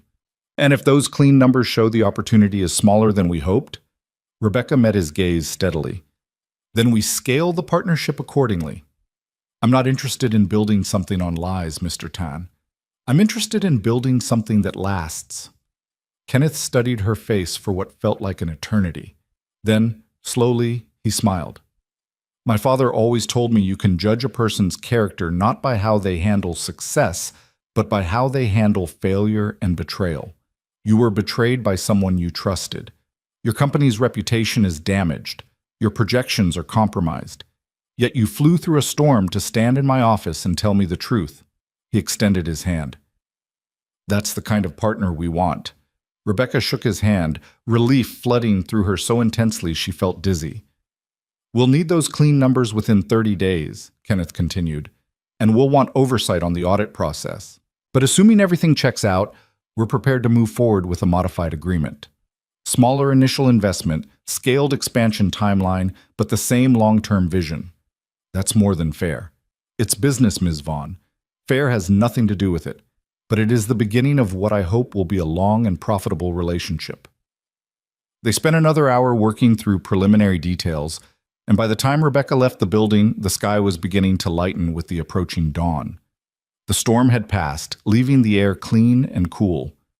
She found Ethan in the pilot's lounge, asleep in a chair with his head tilted back against the wall. He looked younger in sleep. The lines of stress smoothed away, just a tired father who'd pushed himself past his limits. Rebecca didn't wake him. Instead, she settled into the chair across from him and pulled out her phone to handle the dozen urgent messages that had accumulated. But her eyes kept drifting back to Ethan, to the man who'd somehow become essential to saving everything. He woke an hour later, blinking groggily before his eyes focused on her. "How'd it go?" "We have a deal, modified terms, but we're moving forward." Rebecca smiled. "You saved my company, Ethan Cole." "You saved your company. I just flew the helicopter." "You did a lot more than that." Rebecca leaned forward. "And I know I promised to let you go back to being invisible. I know that's what you want, but I need to ask you one more thing." Ethan's expression became wary. "What?" "Come back to Los Angeles with me. Help me root out any other problems Marcus might have left behind. Not as a janitor, as a consultant, someone who sees what others miss, who pays attention when everyone else is focused on the wrong things." "Ms. Vaughn, 2 weeks, that's all. Help me make sure the company is clean, that we're not walking into another trap. Then you can go back to your life, and I swear I'll never ask you for anything again." Ethan rubbed his face tiredly. "You don't understand what you're asking. If I do this, if I let people see what I can do, the questions won't stop. From you, from others, from people who knew me before. The whole point of being a janitor was to avoid those questions." "Then help me ask better questions. Help me build a company where people like you don't have to be invisible to be safe, where skill is valued but past trauma is respected, where someone can be both a warrior and a father without having to choose." Ethan looked at her for a long moment, something complex and painful working behind his eyes. 2 weeks, he finally said, "and then I go back to being exactly who I was before this started." "Deal." They shook hands, and Rebecca felt the calluses on his palm, the evidence of years of hard labor, of a man who'd chosen dignity over glory. But she also felt the strength there, the steadiness that came from absolute certainty of purpose.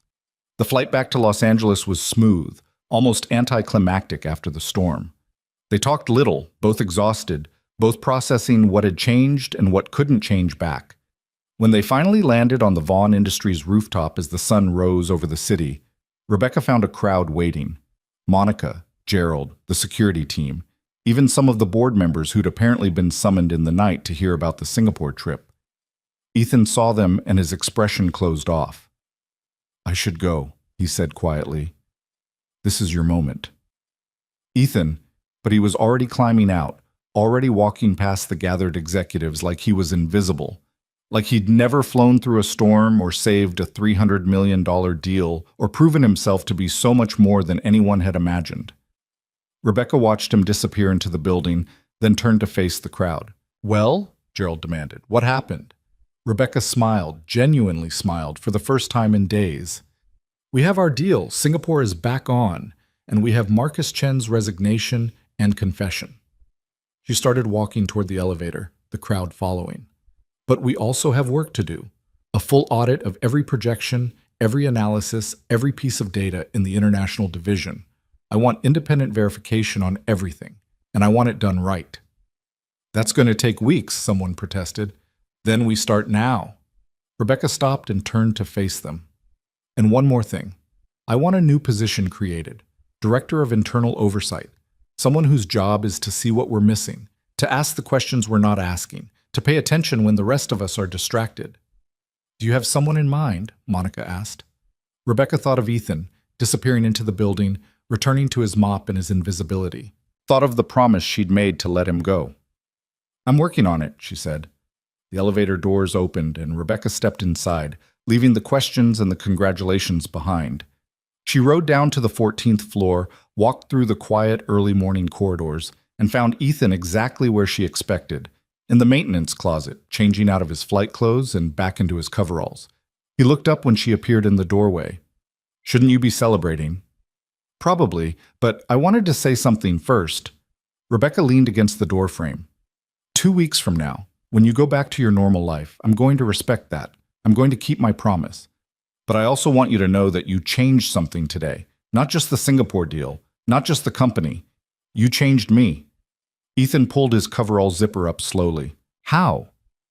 You reminded me that the people we dismiss, the ones we don't see, they're often the ones seeing everything we're missing. You reminded me that skill without humanity is just machinery. And you showed me that sometimes the bravest thing a person can do is choose to be small when the world demands they be large. Ethan's expression softened. "That's a nice way of saying I'm wasting my potential." "No, it's a way of saying your potential belongs to you, not to me or this company or anyone else. You get to decide what to do with it, and whatever you decide, I'll respect that." She turned to leave, but Ethan's voice stopped her. "Ms. Vaughn, Rebecca, thank you for seeing me, for asking me to fly, for—" He paused, searching for words. "For reminding me that I can still do this without losing myself." Rebecca nodded and walked away, leaving Ethan cold to his mop and his quiet life and his daughter, who would never know that her father had just flown through a storm to save a company that had once mocked him. But Rebecca knew, and that, she decided, was enough. The 2 weeks passed like a fever dream Rebecca couldn't quite shake. Ethan showed up every morning at 6, spent his days moving through the building with that same quiet efficiency, and stayed late, helping Rebecca's audit team uncover the full extent of Marcus's sabotage. Except now he wasn't pushing a mop. He was reading financial reports, cross-referencing data, finding inconsistencies that trained accountants had missed. And every evening, he left at precisely 5:30 to pick up Sophie from school. Rebecca watched this routine from her office window, watched him transform from consultant back to father the moment he walked out the door. It was like watching someone shed a skin they'd only borrowed, returning to the version of themselves they'd chosen as truth. On day 3, he found the second leak. A junior analyst in the European division who'd been feeding proprietary research to a German competitor. On day 7, he uncovered an accounting irregularity that suggested someone had been skimming procurement contracts for 18 months. By day 10, the board was asking who this miracle consultant was and why they'd never heard of him. Rebecca deflected every question with practiced ease. Temporary contractor, specialized skill set, not interested in permanent placement. The board grumbled but accepted it because the results spoke for themselves. In 10 days, Ethan had done what would have taken their internal audit team 6 months. On day 13, Rebecca found him in the 14th floor break room at 2 in the morning. She'd stayed late working through the Singapore contract details and saw the light on as she was leaving. "Can't sleep either?" she asked, settling into the chair across from him. Ethan looked up from the spreadsheet he'd been studying. His eyes were bloodshot, his coveralls replaced by jeans and a worn t-shirt that made him look more human and less like the invisible janitor. "Sophie had a nightmare," he said. "Called me around midnight. Took an hour to calm her down over the phone. Figured I might as well be productive since I was awake." "What was the nightmare about?" Ethan's expression flickered with something painful. "Me not coming home. She's been having them more often lately, ever since I started this consulting work." Rebecca felt guilt twist in her stomach. "Because you're working longer hours." "Because she can sense I'm different. Kids know when their parents are pretending everything's normal. She asked me yesterday if I was going to start flying helicopters again instead of being with her." "What did you tell her?" "I told her that flying helicopters was just something I did to help a friend. That my real job is being her dad, and nothing changes that." Ethan rubbed his face tiredly. "But I don't know if she believed me." Rebecca was quiet for a moment, watching him struggle with the weight of promises made to a 7-year-old. "Tomorrow's day 14, the end of our agreement." "Yeah." "Have you thought about what comes after?" Ethan looked at her steadily. "I go back to maintenance. We both know that's what happens next." "It doesn't have to be. The board wants to make you a permanent offer. Director of Internal Oversight, like I mentioned. Six-figure salary, full benefits, your own team. No. The word was flat, final. Rebecca had expected it, but the finality still stung. Ethan, you could do so much more. For who? He leaned forward, his voice intense but not angry. For you, for the company, or for me and Sophie? Because the truth is, Rebecca, the last 2 weeks have been everything I walked away from.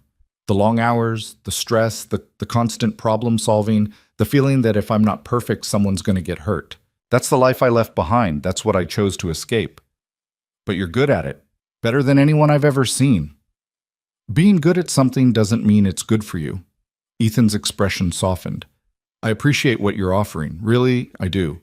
But Sophie needs a father who comes home at 5:30, who helps with homework, who's present and calm and not carrying the weight of a company on his shoulders. That's worth more than any salary. Rebecca knew he was right, had known it all along, really. But sitting in the fluorescent glare of the break room, looking at a man who'd saved her company and was about to walk away from the recognition he deserved, she felt something close to despair. So this is it? After tomorrow, you go back to being invisible? I was never invisible, Rebecca. You just weren't looking. Ethan stood, gathering his papers. But these 2 weeks taught me something too. I can use these skills without losing myself. I can help people without becoming the person I used to be. I just have to do it on my terms, in my own time, in ways that don't take me away from Sophie. What does that mean? Ethan smiled slightly, the first genuine smile she'd seen from him in days. It means maybe I stop hiding quite so much. Maybe I volunteer some of this expertise to organizations that need it, nonprofits, community groups, places where I can make a difference without sacrificing my life. Maybe I teach Sophie that her dad has skills worth sharing, but family comes first. Rebecca stood and faced him. That's a better answer than the one I was hoping for, but I think it's the right one. Thank you for understanding. Thank you for showing up, for the rooftop, for the storm, for all of it. Rebecca extended her hand. It's been an honor working with the real Ethan Cole. He shook her hand, and in that grip, Rebecca felt the strange intimacy of shared danger, shared purpose, shared understanding. Then he let go and walked out, leaving her alone in the break room with the hum of vending machines and the ghost of possibilities that would never materialize. The next morning, day 14, Rebecca arrived at the office to find a handwritten note on her desk. Ms. Vaughn, final report attached. All major irregularities identified and documented. Recommend ongoing monitoring protocols. Details in Appendix C. Thank you for the opportunity. Best regards, Ethan Cole. Rebecca pulled up the attached report and spent the next 2 hours reading through the most comprehensive analysis of corporate vulnerabilities she'd ever seen. Ethan had systematically identified every weak point in Vaughn Industries' structure, from procurement oversight to data security to personnel vetting. More than that, he'd provided practical solutions for each problem, solutions that didn't require him to implement them. It was a masterpiece of strategic thinking, and it was his goodbye. Rebecca called an emergency board meeting for that afternoon. Every member showed up, curiosity and concern etched on their faces. She'd been deliberately vague about the agenda, and the tension in the room was palpable. 2 weeks ago, Rebecca began, standing at the head of the conference table, we discovered that our VP of International Operations had been actively sabotaging our Singapore deal and selling strategic intelligence to competitors. That betrayal nearly destroyed this company. The board members shifted uncomfortably. Most of them had supported Marcus's promotion 3 years ago. But the sabotage didn't stop with Marcus. Over the past 2 weeks, we've uncovered systematic corruption throughout multiple divisions. A second industrial spy in European research, procurement fraud totaling $2.3 million, security protocols so lax that competitors could have walked in and photographed our servers. Rebecca pulled up Ethan's report on the screen. This document outlines everything we missed, everything our expensive audit teams failed to catch, everything that could have destroyed us if someone hadn't been paying attention. Who prepared this report? Gerald asked, flipping through his copy with growing alarm. A consultant, someone who sees what others miss because he's spent years learning to be invisible while watching everything. I want to meet this consultant, one of the board members insisted. If he's this good, we need him on permanent staff. He's not interested in permanent staff. He's interested in going home to his daughter and living a quiet life. Rebecca met each board member's eyes in turn. And that's exactly what we're going to let him do. Because the lesson here isn't that we need one brilliant person to save us. The lesson is that we built a company where corruption could flourish, because we stopped paying attention to the people and processes that mattered. The room fell silent. So here's what we're going to do, Rebecca continued. We're implementing every recommendation in this report. We're creating new oversight positions, plural, not singular, staffed by people with diverse backgrounds who can spot problems from different angles. We're instituting mandatory rotation of key personnel to prevent the kind of entrenchment that allowed Marcus to operate unchecked. And most importantly, we're changing our culture. Changing our culture how? Asked Margaret Chen, the board's longest-serving member. By valuing integrity over brilliance, by promoting people who do right instead of people who do impressive, by remembering that the janitor mopping our floors might see things the CEO doesn't. Rebecca pulled up a new slide. I'm proposing a complete restructuring of our talent development program, starting with how we hire, train, and evaluate employees at every level. For the next hour, Rebecca laid out a vision of Vaughn Industries that looked nothing like the company Marcus had corrupted. She proposed transparency initiatives, whistleblower protections, and what she called upward observation, systematic ways for lower-level employees to flag problems to leadership without fear of retaliation. This is going to slow us down, Gerald pointed out. More oversight means more bureaucracy. Good, Rebecca said flatly. We've been moving too fast to notice we were running in the wrong direction. I'd rather move slowly and build something that lasts than sprint toward another catastrophe. The board debated for another 2 hours, but ultimately they approved her proposals. Partly because the Singapore deal was back on track and they trusted her judgment. Mostly because the alternative was watching the company slowly cannibalize itself from within. As the meeting adjourned and board members filed out, Margaret Chen lingered behind. This consultant, she said quietly, the one who prepared the report. He's the janitor, isn't he? The one who flew you to Singapore. Rebecca considered lying, then decided against it. Yes. Why didn't you tell the board? They'd be impressed. Because he doesn't want to be impressive. He wants to be left alone. And after what he's given this company, I think we owe him that. Margaret studied Rebecca's face, then smiled slightly. You've changed, Rebecca. 2 weeks ago, you would have paraded him in front of the board like a trophy, used his skills for everything you could get. 2 weeks ago, I didn't understand that some people are more valuable for what they choose not to be than for what they could become. Margaret nodded and left. Rebecca stood alone in the empty conference room, looking out over the city, thinking about a man in coveralls who'd redefined everything she thought she knew about worth and value. Her phone buzzed. Monica. Ms. Vaughn, there's someone here to see you. She doesn't have an appointment, but she says it's important. Her name is Sophie Cole. Rebecca's heart jumped. Send her up. And Monica, make sure she's escorted personally. She's 7. 5 minutes later, Sophie Cole appeared in Rebecca's doorway, flanked by a nervous Monica. The little girl wore a school uniform and carried a backpack covered in sparkly unicorn stickers. Her dark hair was pulled into pigtails, and her serious eyes, so like her father's, studied Rebecca with unnerving intensity. Hi, Sophie, Rebecca said gently, coming around her desk. I'm Rebecca. Does your dad know you're here? Sophie shook her head. I came after school. I took the bus. Monica made a strangled sound. She took the bus? From where? Franklin Elementary, Sophie said matter-of-factly. It's not far. I do it sometimes when Daddy works late, except he doesn't work late anymore because he quit the special job. Rebecca knelt down to Sophie's level. Your dad didn't quit, honey. He finished the work he came to do. Now he's going back to his regular job. That's the same as quitting, Sophie said, her expression remarkably similar to Ethan's stubborn certainty. And I need to talk to you about it. Rebecca glanced at Monica, who looked torn between calling security and crying. Monica, can you give us a few minutes? And maybe call Ethan, let him know Sophie's here safely? Monica fled. Rebecca gestured to the couch by the window, and Sophie climbed up, her legs swinging above the floor. Okay, Rebecca said, settling beside her. What do you want to talk about? Sophie reached into her backpack and pulled out a crumpled piece of paper. It was a crayon drawing of a helicopter, surprisingly detailed for a 7-year-old, with two stick figures visible in the cockpit. Daddy says he used to fly helicopters before I was born. He says he stopped because being my dad was more important, but I think he stopped because of me. Sophie's voice was small but determined. I think he thinks I need him to be boring, so I'll be safe. Rebecca's throat tightened. Sophie, but I don't want him to be boring. I want him to be him. The him that helps people and flies through storms and does important things. Sophie looked up at Rebecca with eyes too old for her face.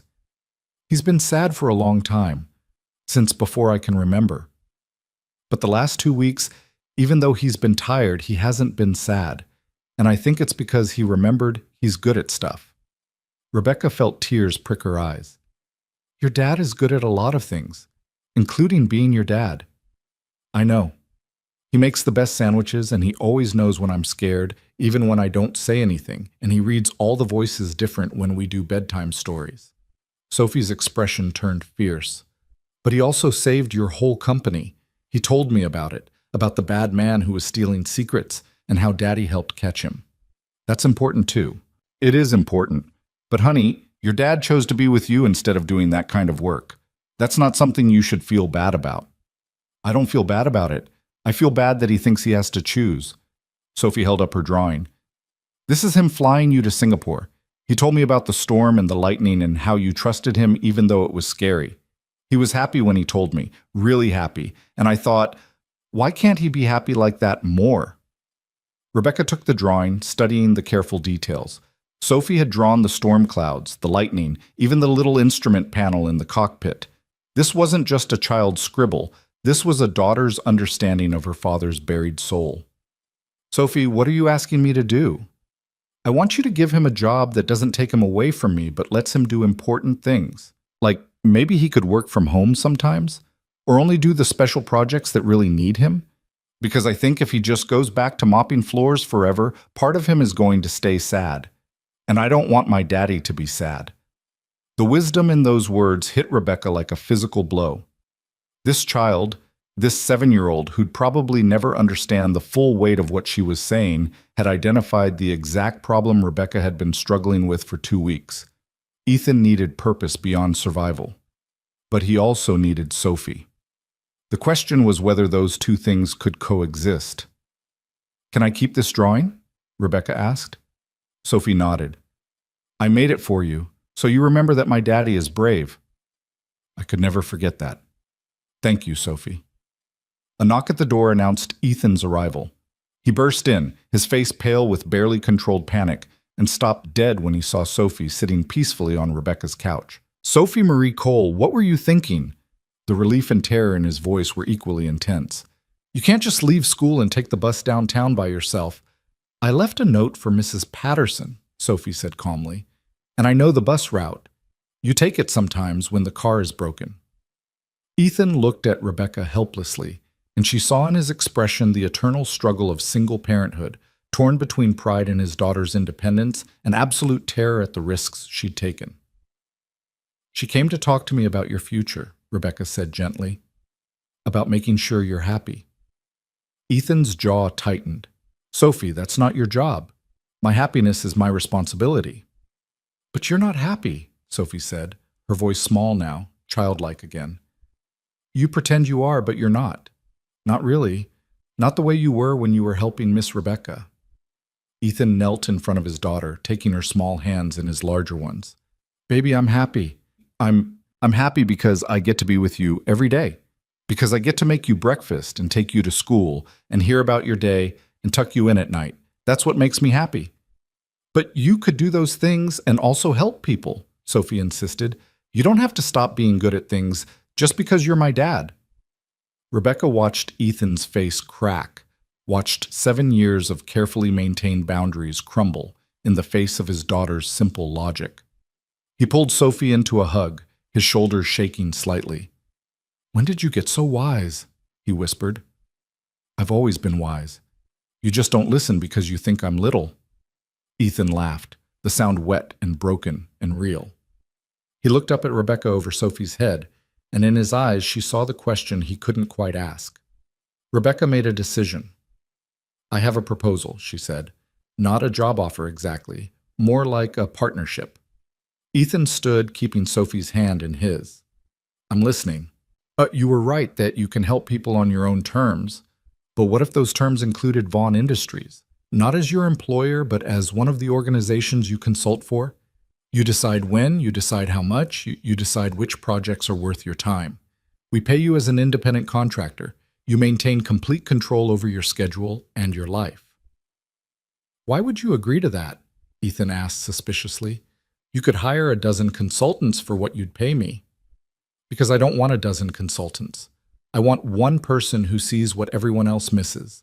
One person I trust completely, even if that person only works with us a few days a month. Rebecca glanced at Sophie. Your daughter's right. You shouldn't have to choose between being her dad and being who you are. Maybe you can find a way to be both. Ethan was quiet for a long time, his hand unconsciously smoothing Sophie's hair. Rebecca could almost see him running scenarios, weighing risks, calculating whether this was a door he could open partway without it swinging wide and swallowing his life again. A few days a month, he said finally, my choice of projects. And if it ever starts affecting Sophie negatively, I walk away. No questions, no guilt, no pressure to stay. Agreed.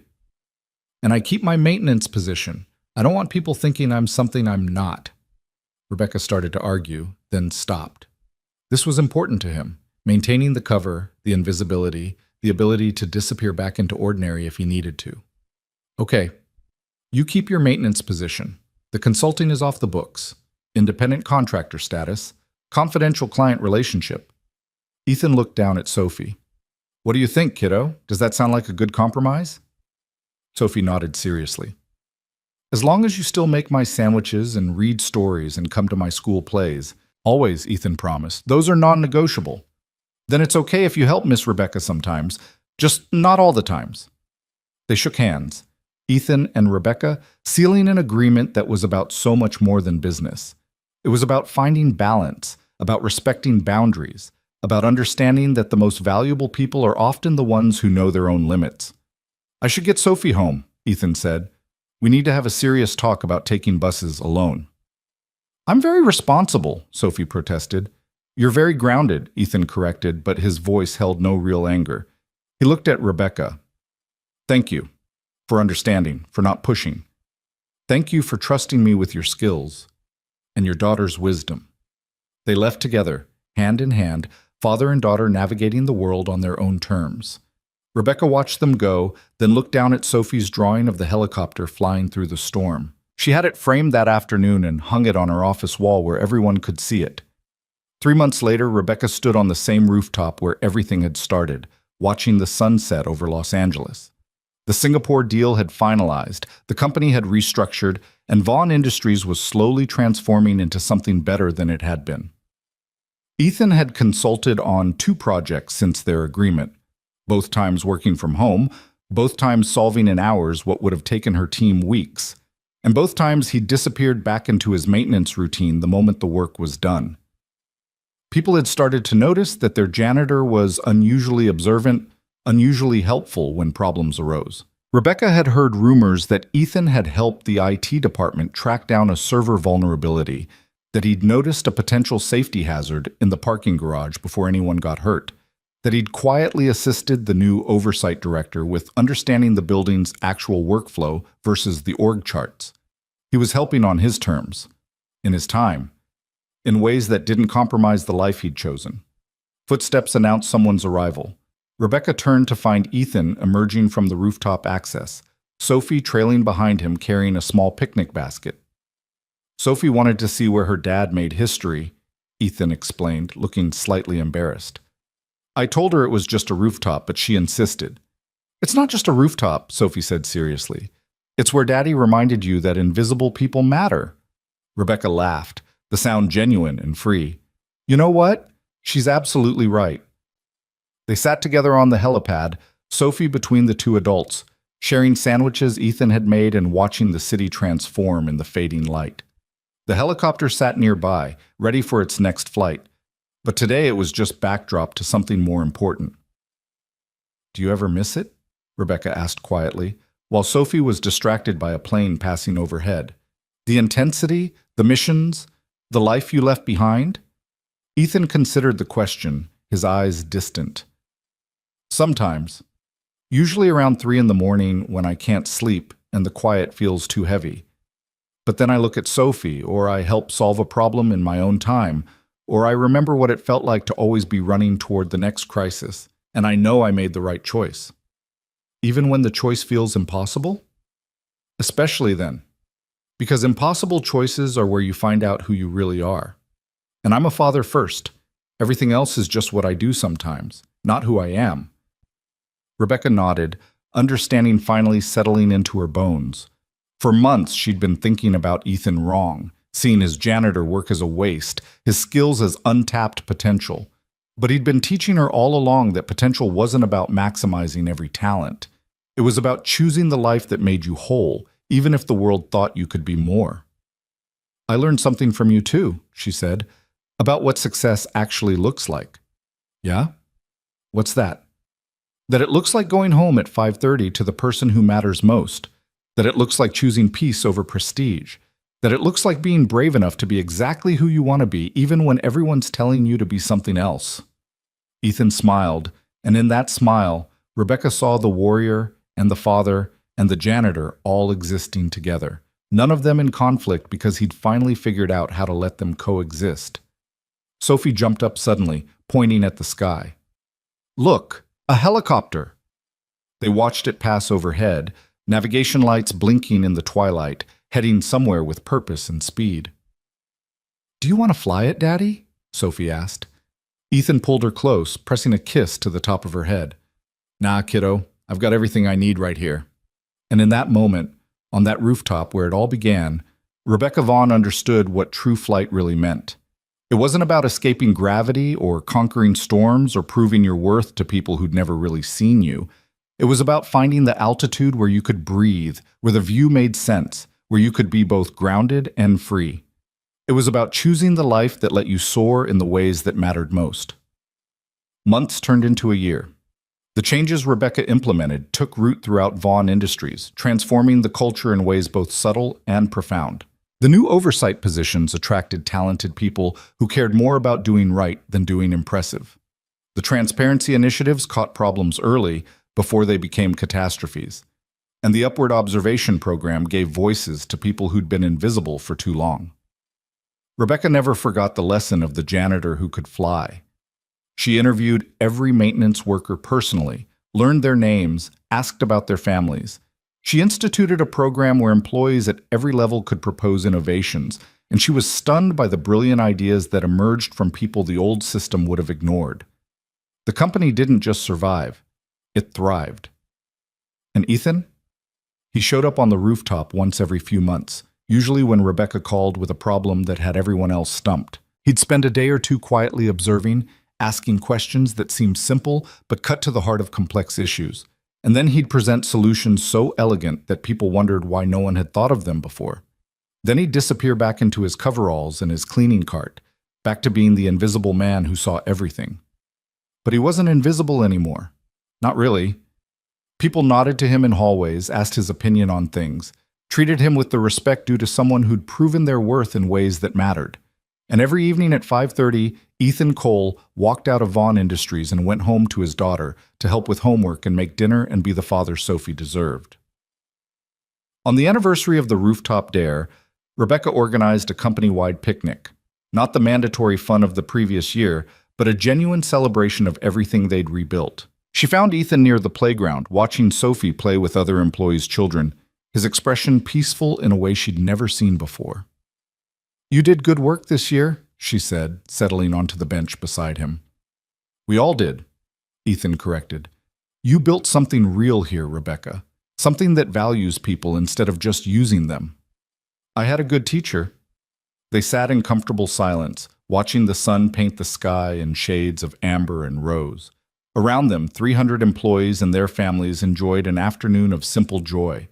No corporate posturing, no hidden agendas, just people being human together. I never thanked you properly, Rebecca said finally. For the rooftop, for showing me who you really are. I never thanked you either, Ethan replied. For seeing past the coveralls, for understanding that I needed to be small for a while, and for helping me figure out I could be both. Both what? Both the warrior and the father.